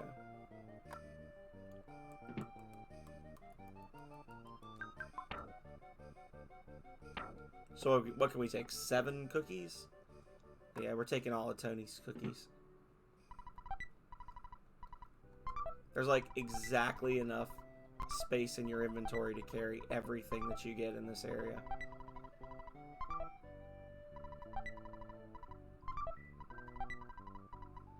Kale's a little cookie fiend. Look at him.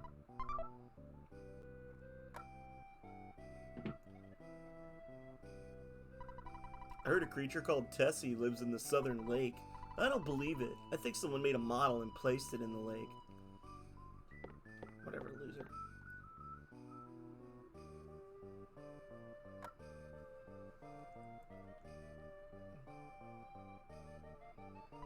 Okay, now use me as a step and climb over the gate. Well, I'll say goodbye for now. I don't know where you're going or why, but remember, we're best friends forever. And then away he goes. Drugstore best friend. Yeah! There's a monkey at the entrance. Take the monkey. He's really noisy. If you buy a pack of bubble gum, you can have the monkey for free. Otherwise, it'll cost you $1. So, do you want him? I'm gonna sell... No.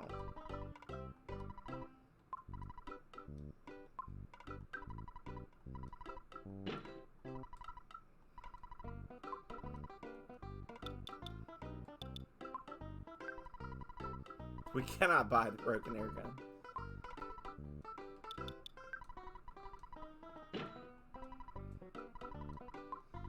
So the question is, do we grind out the money that we need for the T-Rex bat? Because we've done it once and we haven't done it once.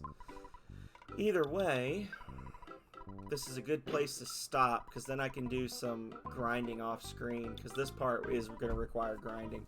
And it's going to be very boring with this character. It's going to be like 2 hours of grinding at least. No.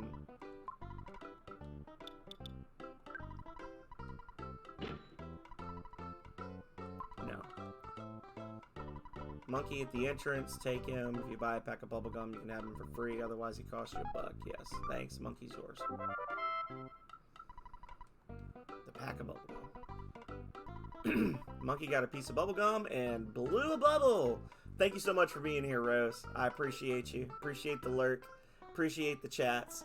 Yeah, I'm going to be wrapping up soon. We're going to be looking for somebody to raid. And then I'll be back Thursday with Rings of Power, which we all love. And then Saturday, Breath of Fire. So it's going to be a whole week of RPGs. It's going to be amazing. Hope to see you again soon.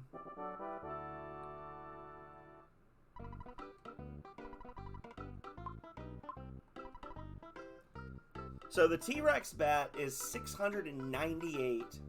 $698. You get $3 per cookie. So that's 233 cookies to sell. We get $69 for the big bottle rocket. And we have $26 now. So that puts us at what, $95? Yeah. Yeah, 26 plus 69, $95. So we would need 603, which is 201 cookies to sell. We need to sell 201 cookies, which a cookie is a guaranteed drop from a spiteful crow. So we have to kill 201 spiteful crows to earn enough money for a T-Rex bat.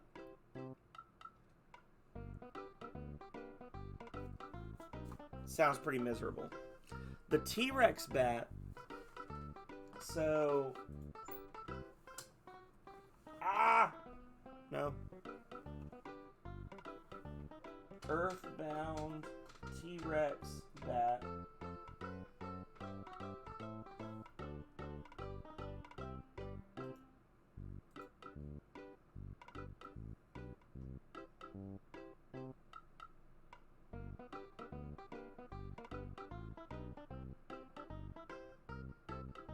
And runaway dogs drop bread rolls half the time.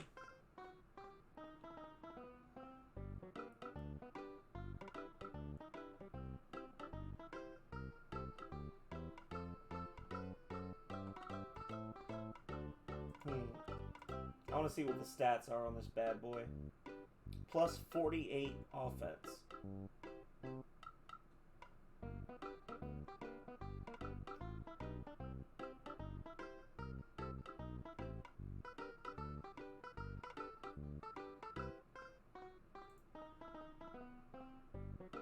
Right now we've got what, the T-ball bat,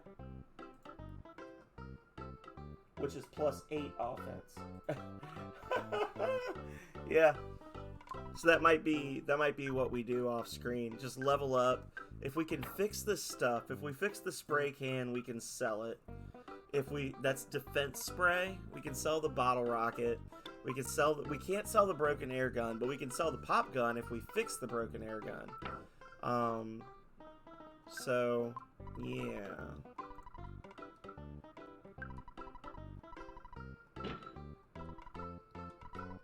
Okay. Hello, Maxwell Labs here.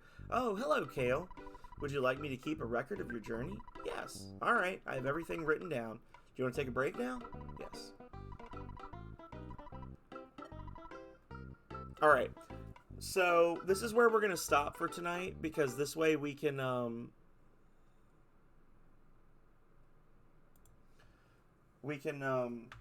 level up a bit. We can skip some of the boring grinding, and then we can get back into it again next week.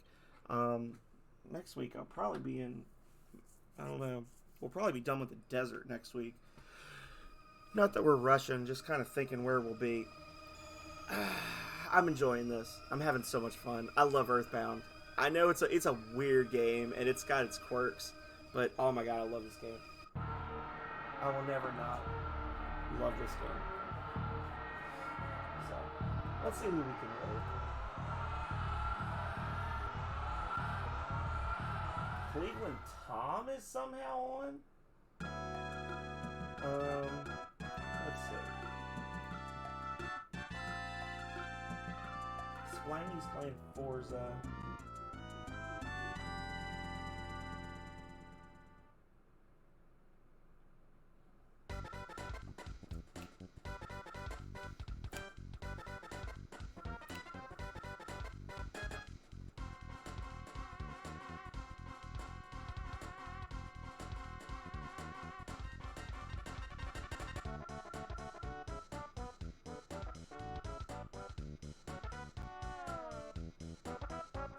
Yeah, gonna be Cleveland Tom.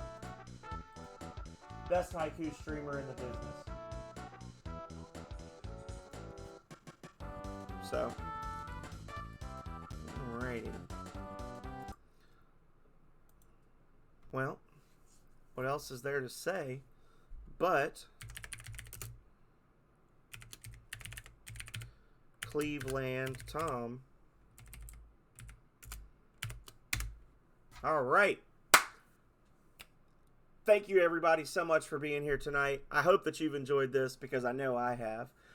As I was saying before, we'll be back on Thursday with Rings of Power. We'll be back on Saturday morning with Breath of Fire. It's going to be an awesome week. I appreciate you all very, very much for being here. I hope to see you all again soon. But if I don't, until next time, stay healthy, stay safe out there, y'all. Later.